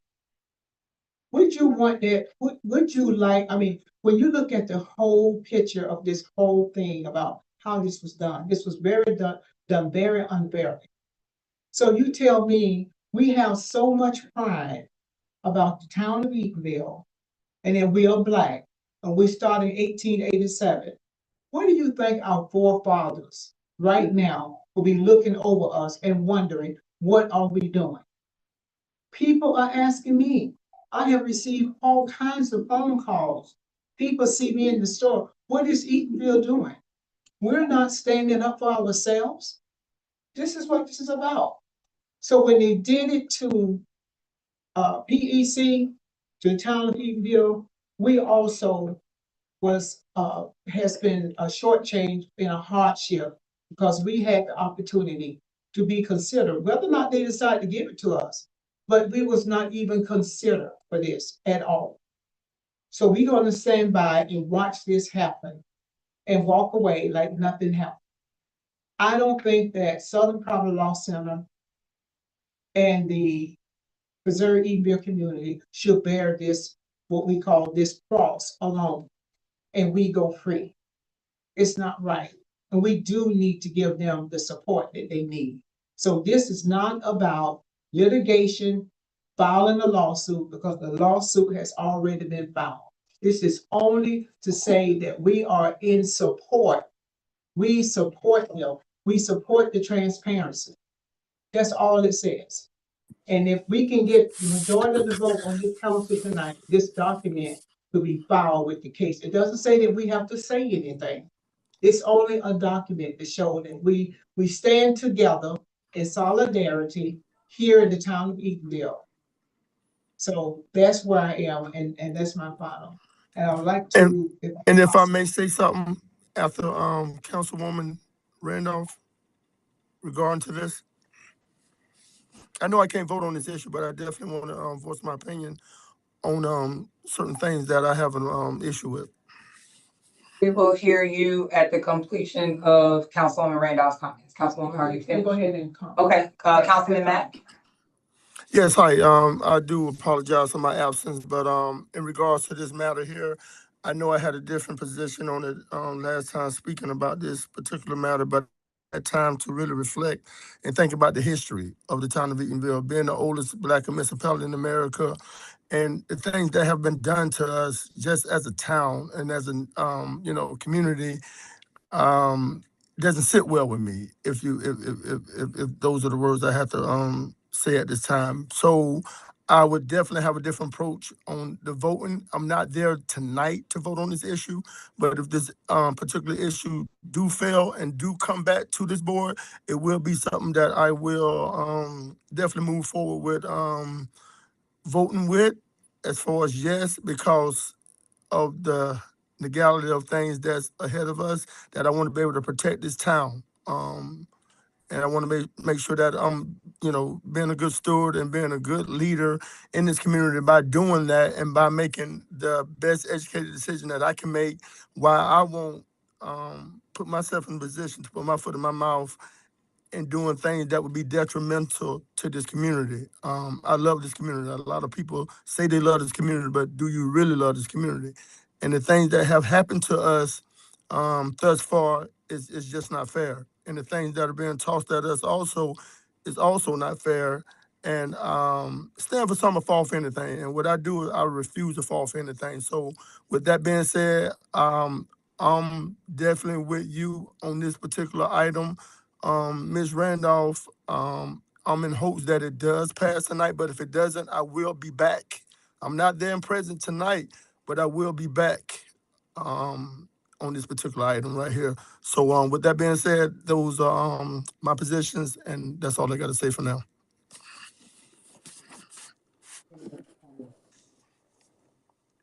I do have a comment in terms of our residents, and again, we this is a great opportunity for us to stand up and stand behind a great effort. I wake up every morning, walk out my door. I just could not take myself serious if I did not, if I'm not in support of this effort. And it's very, very important. I see a lot of residents and constituents around town, Whether it passes or not, I have to be able to live that with me. All right, and it's about, you know, supporting these efforts from another entity. And they're doing some heavy lifting of something that we should be doing here on this particular board. So those are my thoughts. And we had a resident that came up here to the lectern and regarding like her family. There's a lot of deep history here. But I think that this is something that hopefully we were able to get past this evening. And also, listen, we were just up here talking about needing land. Now, how do you feel? How do you feel, right? Asking these people, can we get these 17, lots or whatever it is down here on Keller Road? How do you feel? Like, like Mother, may I have our land back? We looking for land. Like, that don't sit well with me. You understand? You have somebody else coming in our house dictating us what we're gonna do. We gotta stand up at some point in time. So it ain't right, y'all. So anyway, that's what I gotta say. Just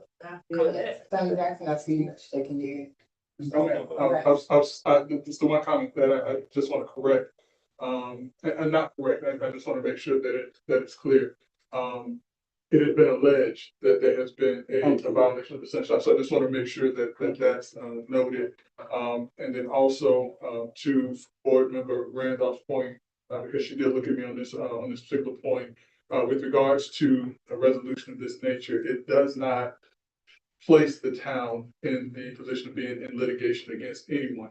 However, as was discussed last time, when judges look at different cases, they look to see who supports or who's solid on certain issues. And so this is something that potentially, Ms. Randolph asked me about, a court could potentially look at this and say, if there's nothing said by Eatonville, then it's okay. But if something is said, then they have taken a position or something of that nature. And I want to add on that. Thank you, Attorney Jackson. I have been in court proceedings where I have been sitting out here like everyone else. And you be wondering sometimes, why did the judge make that decision? I never thought that he would rule in that manner. This particular case would be a perfect example. We would go down in history to say Eatonville didn't do anything for themselves. And a judge would look at this and say, why in the world am I sitting here wasting my time? Your own municipality didn't even stand up for yourself. So I'm going to rule in favor of Joe Blow. And that's just the way it can go. All right? We didn't stand up for ourselves. Who's going to stand up for us? We said that we took an oath in this town to defend the town and the Constitution and our charter. And we're doing just the opposite. Mayor, Mr. Joe Clark was your great, great, great uncle. And I'm quite sure that in his day, that this would never have occurred because he stood up and he fought for Eatonville.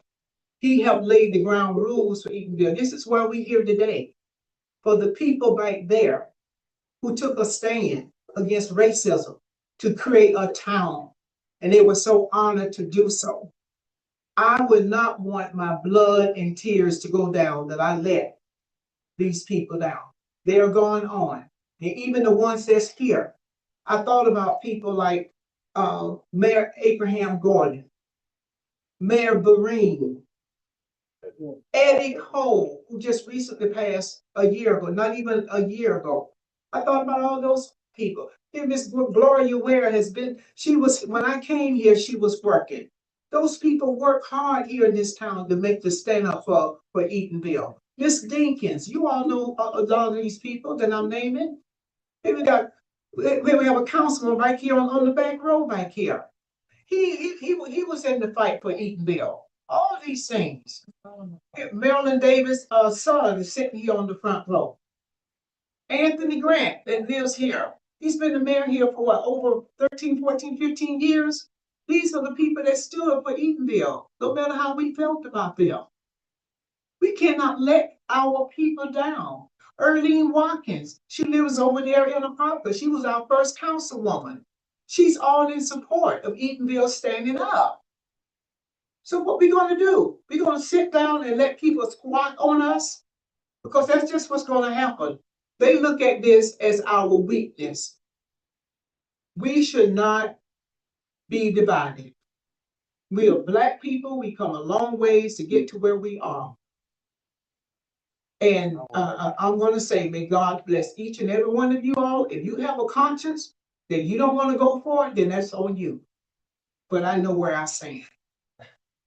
Thank you.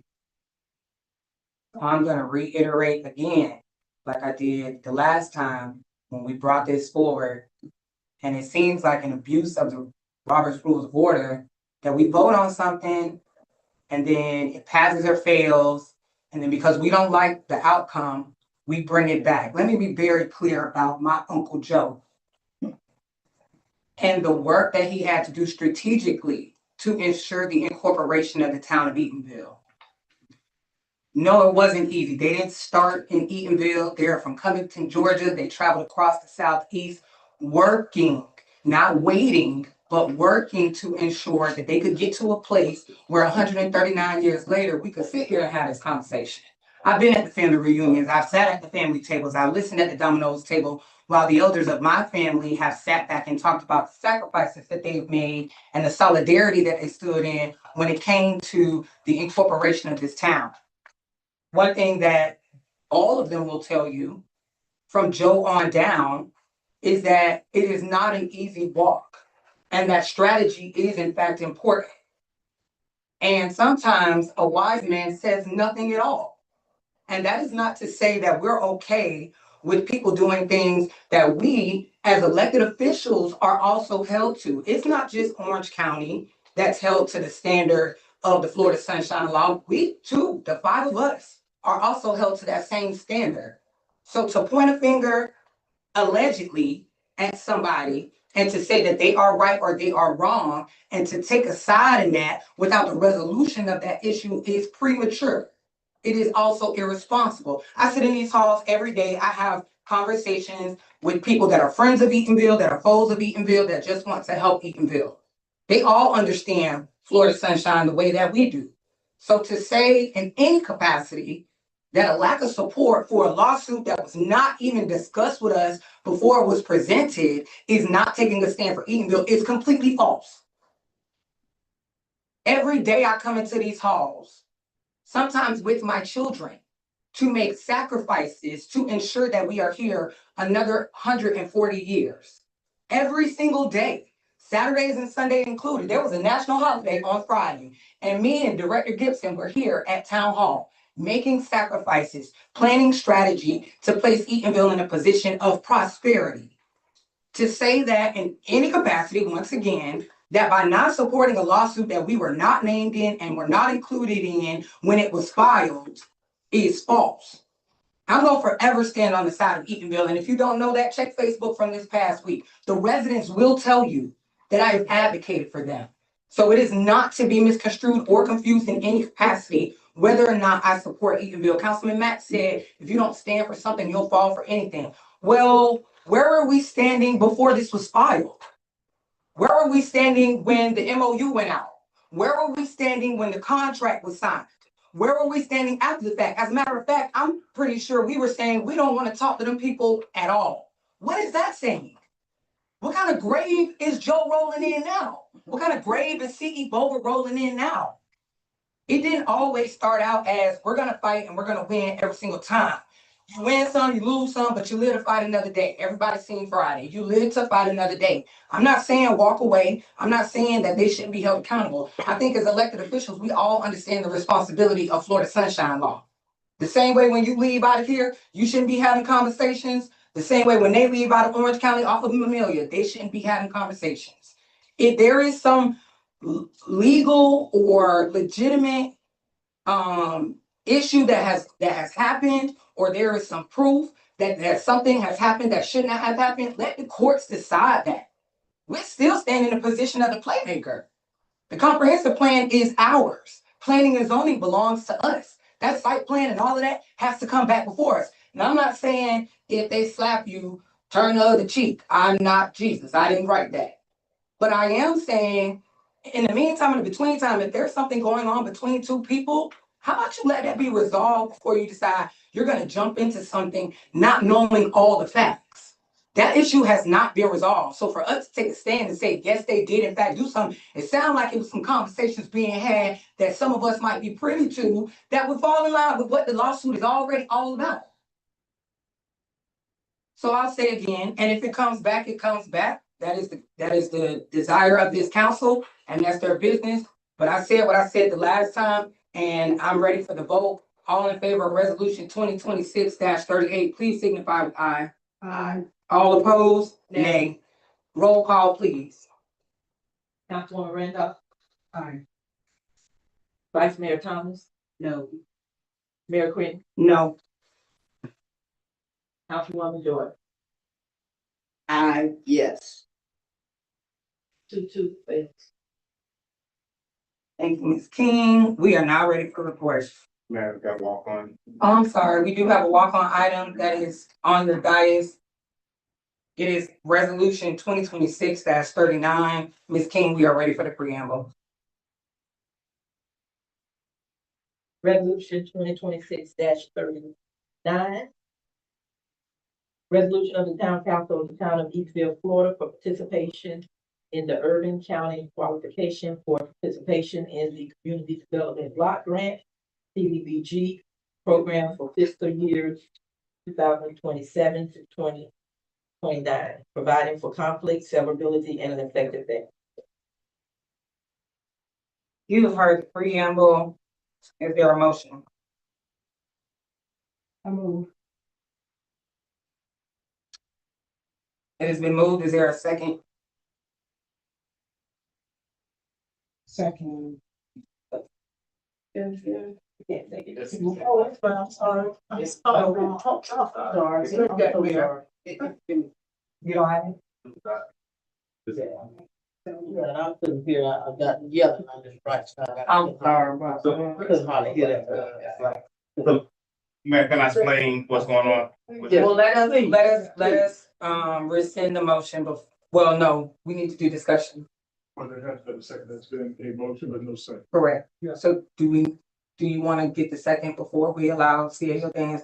It has been moved. Is there a second? Second, that means you can talk. Yes. So, Mayor and Council, what this is with CDBG, you either decide you get CDBG from the county or from the state. It's a formality that you go through. So we've been getting funds from Orange County. Some of the money has been getting CDBG. It's been coming through Orange County. So we have to give a letter back to them saying whether we're going to take it from the county or from the state. That's all this is. So the recommendation is for us to continue to do CDBG dollars from Orange County government. Get that. Also in the packet, you will see the letter to Orange County stating the desire to participate in the county programs for your reference. And it's just a matter of declaring whether or not you would like to participate with the county or the state. Are there any other questions before we call for the vote?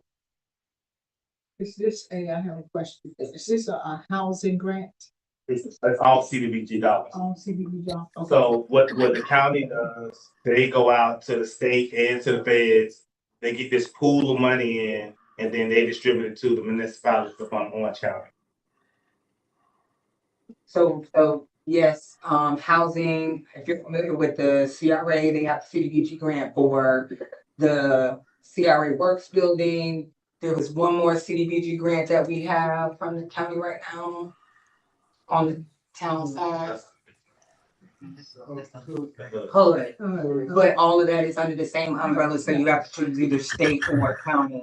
We've been working with the county the last 3 years. It's a 3 fiscal year timeline.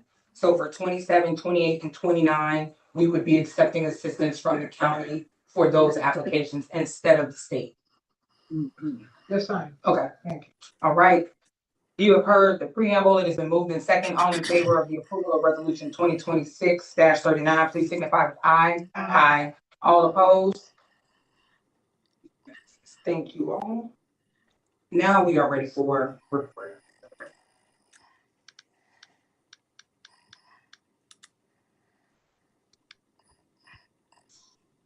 Madam Clerk. Let's start with you. Do you have a report? I do have a report. Just want to remind you that we are just weeks away from the deadline for our scholarship. Our recent winning out scholarship program for our youth. If you know of any youth that can benefit from the scholarship program, please send them our way. Because after the deadline, the reviewing committee will come together to make their final decisions. Also, there was a question asked during citizen participation about the new technology that's coming. Just so everyone is clear, because you are appointed officials as well as elected officials in either capacity, as well as staff. Anytime you do business on behalf of the town and you take notes, whether they are written notes or digital notes, they are public record. So all of your notes that you took tonight are public record. Any notes that you've taken prior to tonight are public record. Now, whether you decide to do it digitally or email it, it's still a public record. The technology again is, bringing us up on the cutting edge and also being able to minimize paperwork and making your job more efficient. I know many of you all had talked about the excessive paperwork y'all have at home. Just looking at some ways to make your job better and just so, again, when you have to come to meetings directly from work or whatever you may be out doing and you need to come directly to work, you at least have your diary set up for you in order for you to participate in the meetings. So I hope that answered the question. So all their notes are public record. Yeah. I think that's all I have. Attorney Jackson? That's what I was gonna say. So no report, but. Thank you. CA Dan.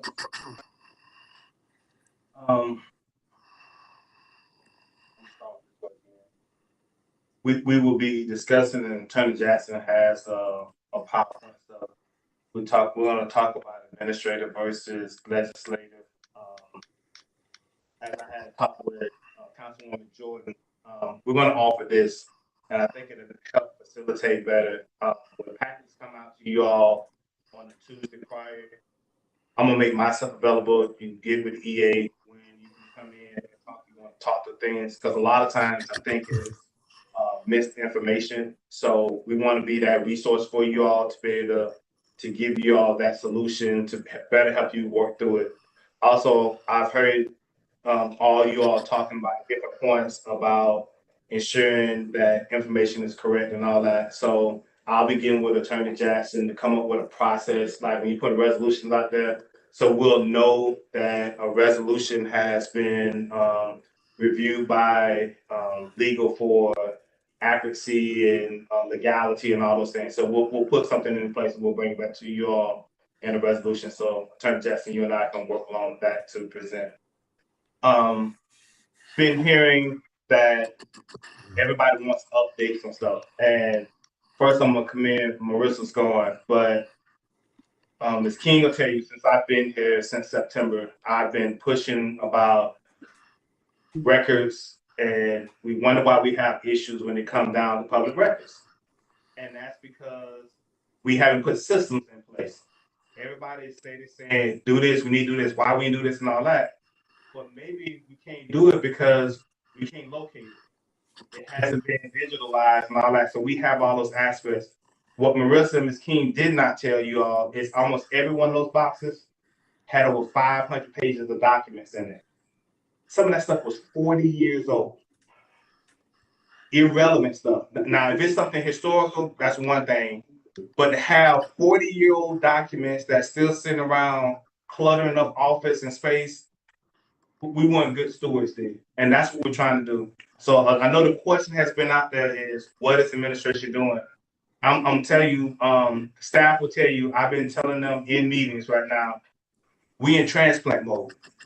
Anybody know anything about a transplant, it got to get worse before it gets better. And what we're doing, we're cleaning up. We're cleaning out the cavities of our heart, this town hall, this government. We're having to clean these things up in order for us to get better.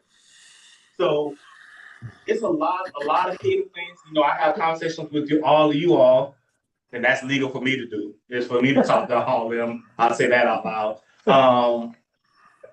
But we have to continue to clean up, and I'll encourage y'all to trust the process. Trust the process of, yeah, we are Eatonville and we are different, but you know what makes us different? We're the oldest Black municipality, but government is government.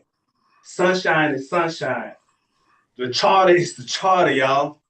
No matter what it is, we have to go along with that.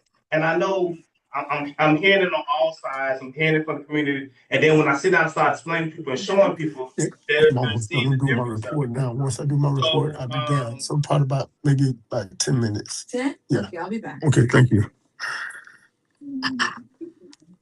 We good? Councilman Mack, if you can mute yourself. So part of that to make sure that we have transparency with you all, because I know I've been hearing the grants and all that in finance.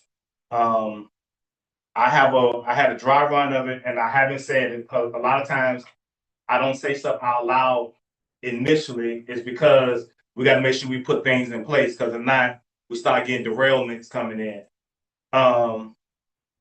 GCI at no cost to us, to say that from the beginning, at no cost to us, it's built us a dashboard. So all of the grants are going into a dashboard. All the documentation gonna be in the dashboard. All the milestones gonna be in the dashboard, finance and all that. All you all will have visibility. And what they're gonna do, they're gonna overlay the grants, so we'll know if we get into milestones and be able to understand cash flows that's needed and all that. So that's a new thing that's getting ready to roll out to us. I'll see another run of it coming up this week, I think. Also, they're making our permits and other things go digital to help eliminate some of these gaps that we have in, to allow staff to be able to continue to do the work they need to do. So that all leads back to the clerk's office. Thank them for going through, getting this record retention stuff done and helping us to go to the next level. A part of that, we had interns for the last 4 weeks, and we're going to have some more interns for the next 4 weeks at no cost to us. And these interns have come in, they've helped the multiple departments to help us facilitate and actually get to a working level. I know there was a question about the property tax. I'll provide to all of y'all by email it's an estimator of what they're talking about when it comes down to property tax. We are working on property tax. I'm telling you how serious it is. All of the town and city managers are coming together with Mr. Byron Brooks. We're getting ready to have a meeting. What people don't understand is, think about this vote is happening after the budget cycle. So this won't go into effect until 2027, 2028. But to help us get there, we have to start thinking about, okay, our reserves and all those different things, making sure we got right people in place. But to do that, we have to really dig down deep. We can't have these surface level budgets anymore. We got to have budgets that got some meat and potatoes, and staff have told you. So if they're coming to y'all, I'll publicly say, I've told them, if they don't come with supporting documents, I'm not going to allow it to go forth in the budget unless y'all override me and put it in there. Because we need for everyone to make sure that we're really analyzing data to ensure that we're being good stewards of what's given to us. So that's that part. So that will answer the question of why the budget workshops haven't happened. The budget workshops haven't happened because there's different parameters. Not only are we going to be preparing one budget, we're actually going to be looking at 2 budgets, because depending on how the vote goes, we may have to come back and do a budget amendment and say, hey, because of these and these changes, we may have to do some change ups. So that's, Ms. Gibson will be getting that over to you all. what I need from council, you all received the message from me already, legislative objectives. Please get your legislative objectives into me, because the sooner you all get legislative objectives in, we can help put that against the budget. The week of July 20th through the 24th, if you all have any time, we'll schedule individual meetings where you all can come in. I see you, Vice Mayor. You all can come in, meet with me, meet with all of the department heads. We can schedule a time so you all can come in and talk about your legislative objectives and anything towards the budget. Because it's easier for us to work it out in the back room, not necessarily the back room, but in the room with us, so we're not out here in the public. You know, so then we can work through these things, and then we can make the budget process a lot easier. There will be some staffing adjustment recommendations. I'm actually looking at doing that, bringing those recommendations. Ms. King let one of them out the bag already that she wants, but probably the next workshop in July 21st, looking at having a meeting just to talk about staffing adjustments, and we want to put those adjustments in place prior to the budget year so we can know how to plan budget and make staffing changes. There's some opportunities that we can save some money when it comes down to staffing and all that. Yeah, there are some vacancies, and some vacancies I am holding off on because we have to take time, because when we go ahead and we fill those positions and then the money's not there, then we have to come back and lay them off for 5 people and you just brought them in. I don't think that's fair to anyone. So I think we have to do our proper protocol in that. The financial audit, the audit should be ready by next meeting also. The hold up on the financial audit has been, since we had over $1 million in grant, we had to do a single audit. So that automatically, when you get so much in grant money, it automatically kicks you to another level where you have to do a single audit. So that's why the audit isn't there. Ms. Johnson, you asked about tree trimming. I've talked to Public Works about that already. The drains, just to let you know, the drains have been being cleared. The drains in Catalina Park are already been done. The ones in Calhoun area, those are done. And Clark, they've been working on those. I think they still got to get to Lake Lovely, but they have actually been jetting out the drains and all that. That's been a recommendation I've been saying before hurricane season hit. We'll address the potholes. We need to resurface the whole town. I'm gonna be honest.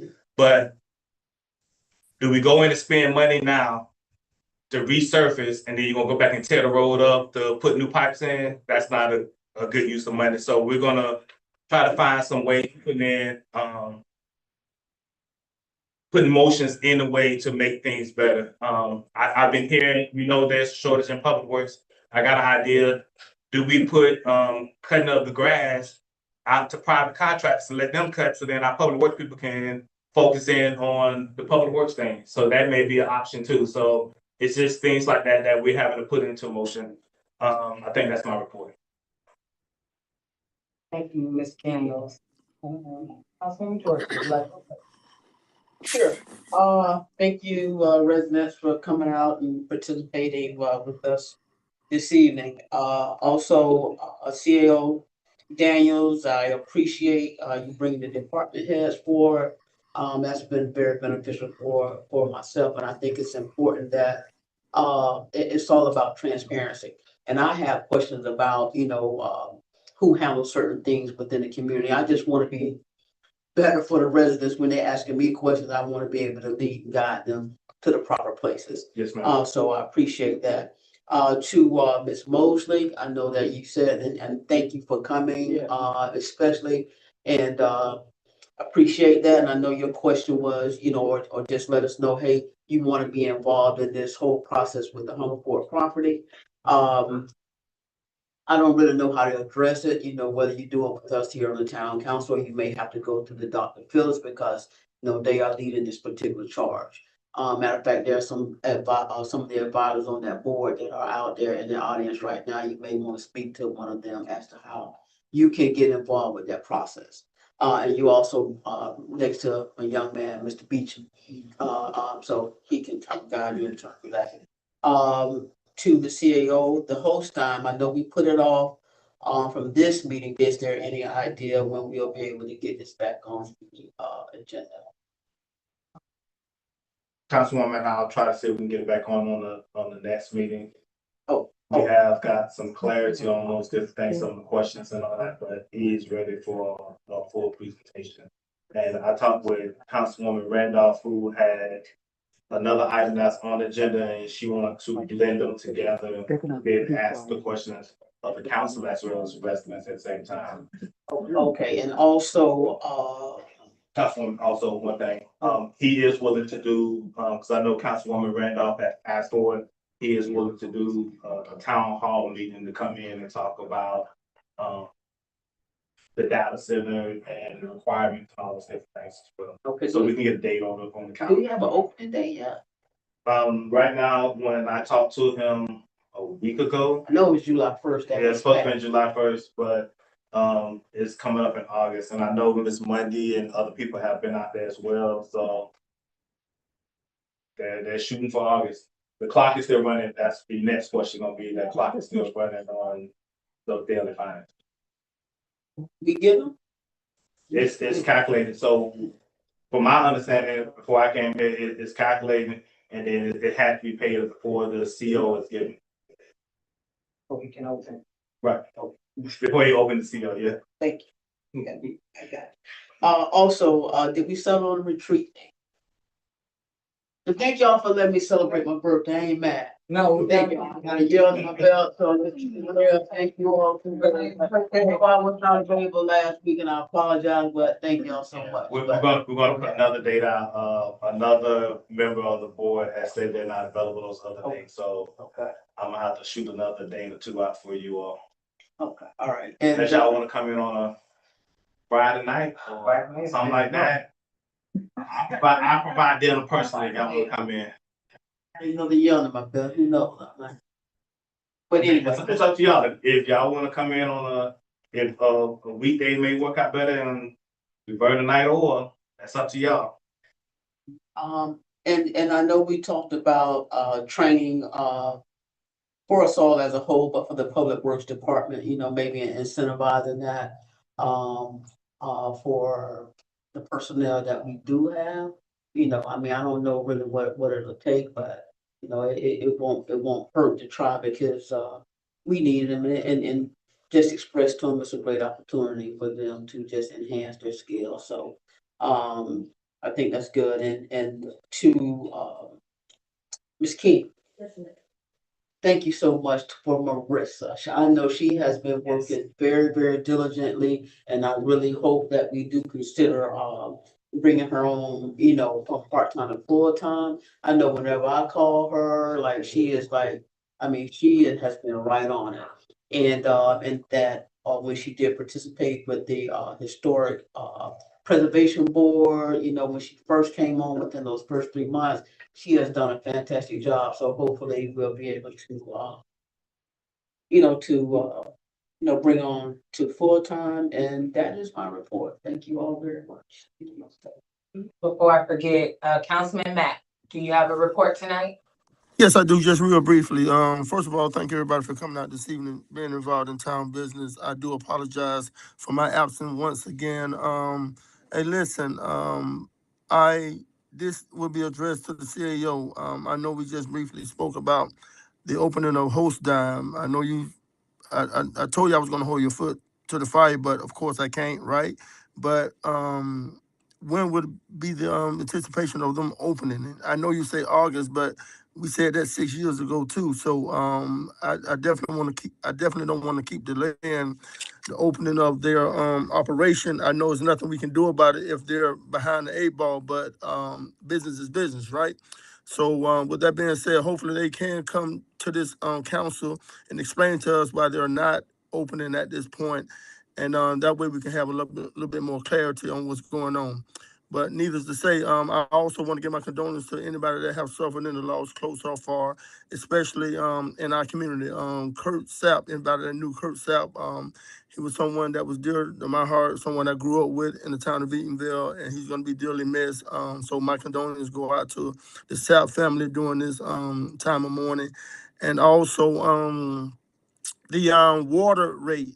I know I speak about this every time, so if you can answer me now rather than later, I would definitely appreciate it. What are we anticipating on doing about the water rate for the citizens in the town of Eatonville due to our error?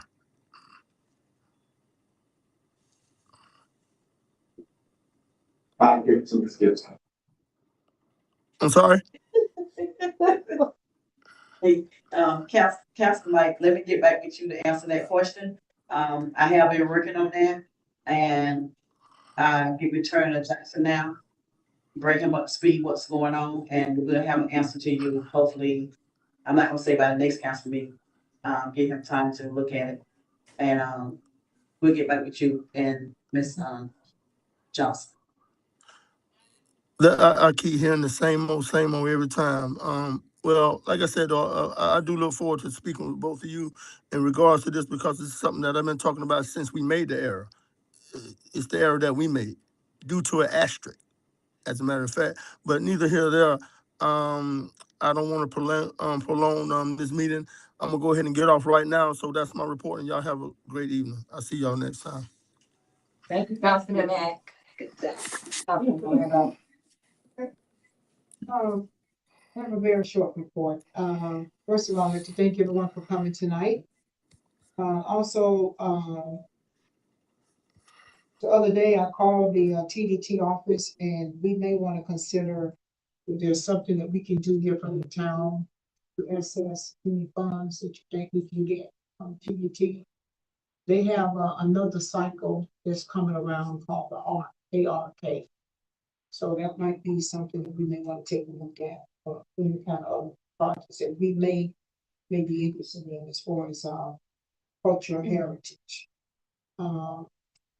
Also, the Lake Humberport has really had strong vegetation all around the lake. It's the worst I've ever seen since I've been living on that lake for about 40-something years.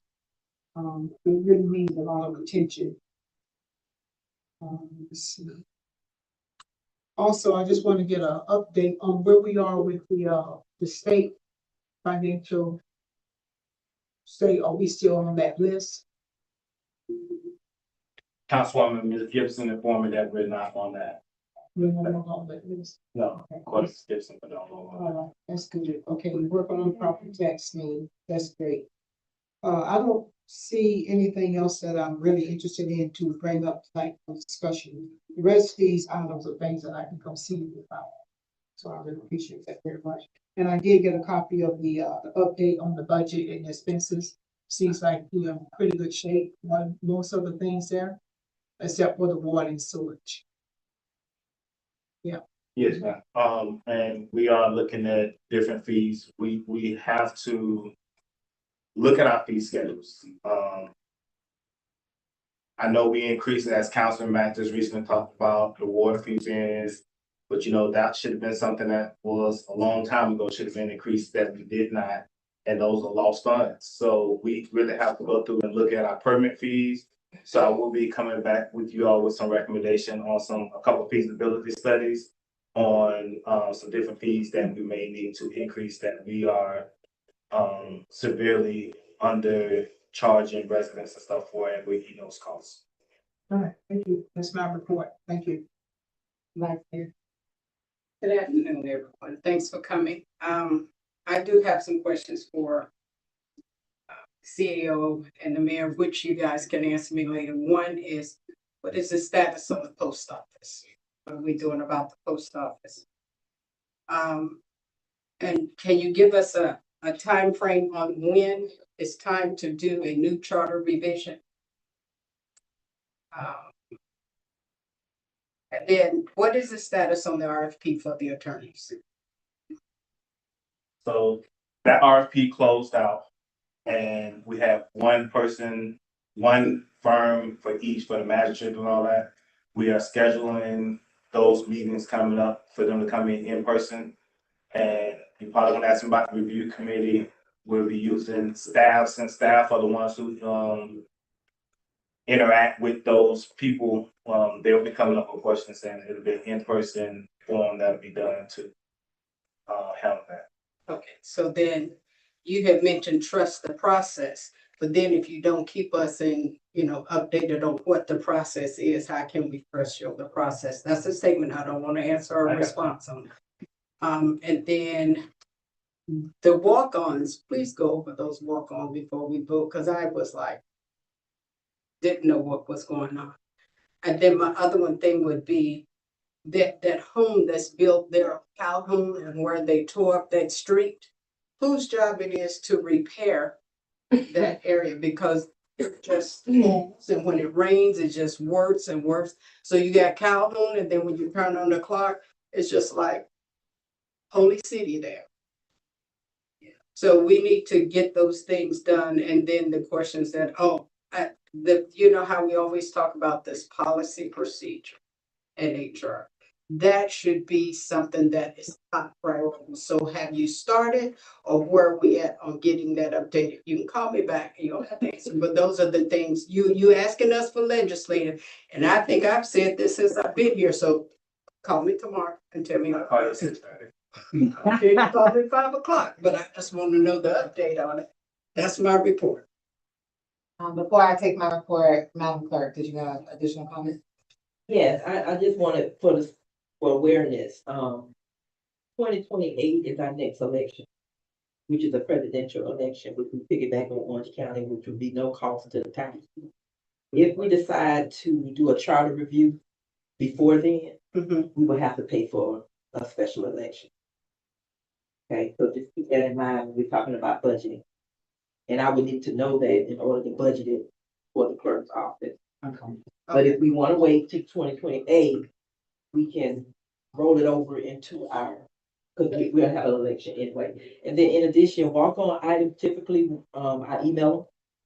So I know this particular walk-on item was emailed. Sometimes I get it on the day of. It may not get emailed, but usually when we get walk-ins in enough advance notice, they do go. They are sent out by email. It's just not a part of your packet. Okay. Oh, and I do have one more statement. Where are we at on the status of Founder's Day? And I keep hearing, this is administration, this is administration. Perfectly fine, but we as a council, are you ever going to include us in on anything when it comes to these Founder's Day, Juneteenth, MLK? Even though it is administration, it's still, we're just here for what? And it's not just for legislative, but I'm sure that's a statement. Don't want an answer, but just think about that.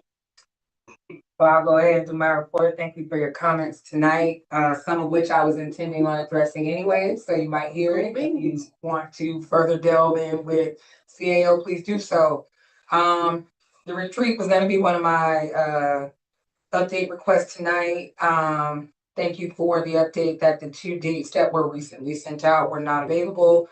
I look forward to more dates. I think it is extremely important that we have this retreat so that as a new governing body, we can kind of just get in sync on what it is that we want to do. Because we are legislators, it means that we don't have to bear the burden alone.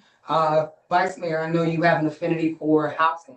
So if there's legislation out there that you would like to see around housing, it would be easy to say, here, take this.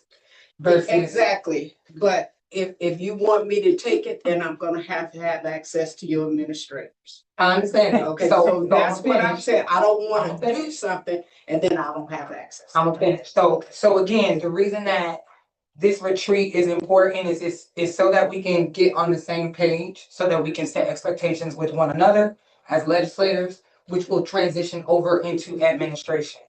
But yes, ma'am, absolutely. If there's information that will help you be a better legislator, there is no holds bar on that. As a matter of fact, if you check, I was gonna throw this alley to Attorney Jackson. Section 2.06 of the charter does speak to the prohibition of engaging with administration. However, because we're working together, then it is perfectly fine that you go have those conversations with those staff members. What's not okay is giving them instruction or asking for tasks. Those should go through the CAO per our charter. Additionally, our charter in section 6.02 talks about the periodic review of the charter by the appointed by the committee that was appointed by the council in 2024 and every 8 years thereafter. So very much to Madam Clerk's point, if we do want to have that conversation, the retreat is a good time to have those conversations so that we can prepare financially to make those amendments or to have those discussions. So please keep that in mind, section 2.06 and section 6.02. Councilman Daniels touched on a number of the things relative to property taxes. Staff is also working with legislators that represent us to bring us up-to-date information on recent legislative sessions so that as legislators, we have some guidelines to kind of help us determine what it is that will best protect the town in the event that November is not friendly to towns and municipalities like the town of Eatonville. So I do not have a date for you, but Representative Escamani has reached out to set up some time to come present to the council regarding that most recent session. She has documentation that is available for us. She's willing to answer questions, talk all things legislative session, which should do us some real good. Public Works, in addition to Lake Hungerford, I've been getting reports from residents on Amador about the extensive vegetation that is on that side of the lake. I know oftentimes we focus on the dock area at Francis Sherry Park. If we could get somebody to take a look at the backside of Amador Circle to see what's going on over there, as well as Lake Hungerford. Thank you, Councilwoman, for bringing that to the forefront. Founders Day. Founders Day is currently being worked on by staff. There are some things that were in place when I got here to the council that they have been utilizing some templates that they've been utilizing. It has been predominantly legislative. There is no prohibition to input, feedback, requests, recommendations, suggestions of things that the council would like to see. So if you have some ideas about that, please share those with the CAOs so that we can direct staff to try to incorporate those, see if we can accommodate some of those requests. It is coming up rather quickly, and we do anticipate taking full advantage of the celebration. Founders Day is on a Saturday this year, so we plan to have a good time with the community. Police Department, thank you for Operation Stop and Cross. Thank you for taking it easy on us a little bit there. Tried to give a little heads up to those of us who might do 27 and a 25. But thank you for the commitment to education, because sometimes that's really what it is. And a lot of times it's not Eatonville residents that we have this problem with. I know CAO Daniels, myself, the chief, some of the police department, don't be mad, chief, we darted out into the streets to get folks to slow down and stop when people are crossing. It can get very dangerous out there. Yes, we're out for the summer, but we know that that is our school zone area. And so we want to pay close attention to what's happening on that strip when our children are there and our children are crossing. So please spread the word. The speed limit on Kennedy is 25. In the school zone, it's 15. And when the lights are flashing, the car might be empty today, but it might not be empty tomorrow. So be careful, stop, let the pedestrians cross, and then continue on at the speed limit. Someone who does not get very much credit is our executive assistant, Ms. Faith Woods, who spent a lot of time on the town website, the new website that's coming up. Thank you, Ms. Faith.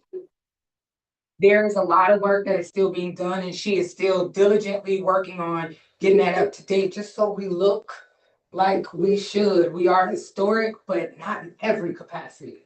So thank you, Ms. Faith, for the work that you're doing, for the collaboration with staff and department heads to make sure that that internet access, or excuse me, that online access is available to our constituents, our friends, and the like. Coming up are some events that we've mentioned. Chief slipped out of here real quick, but Hurricane Prep is coming up. I went last year. It was really good. A lot of resource vendors out there, a lot of educational vendors out there.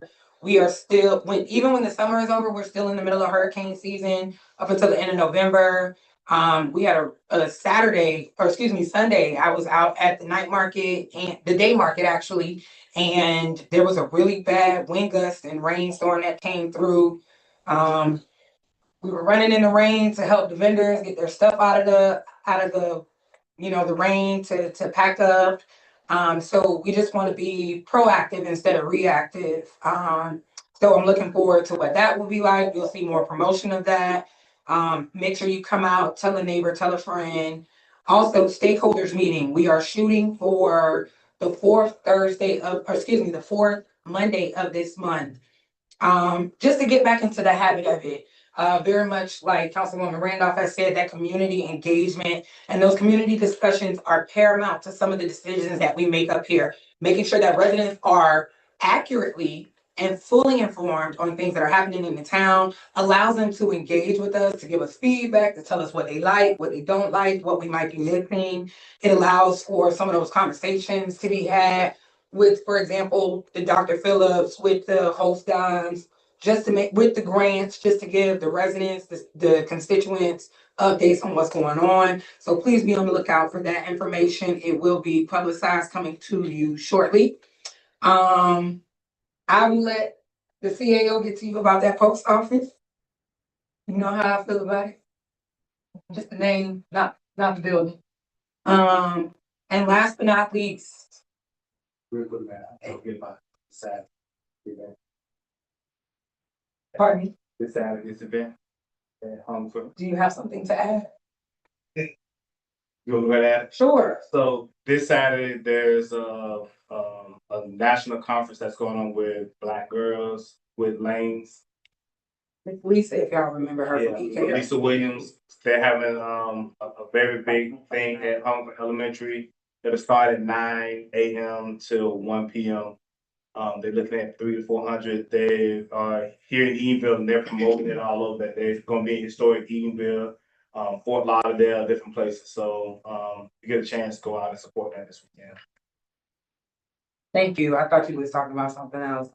Yes, this Saturday, some good work coming up. Gotta really love on those village-minded people that come in and contribute to these communities by looking after our youth. It is extremely important with Lisa.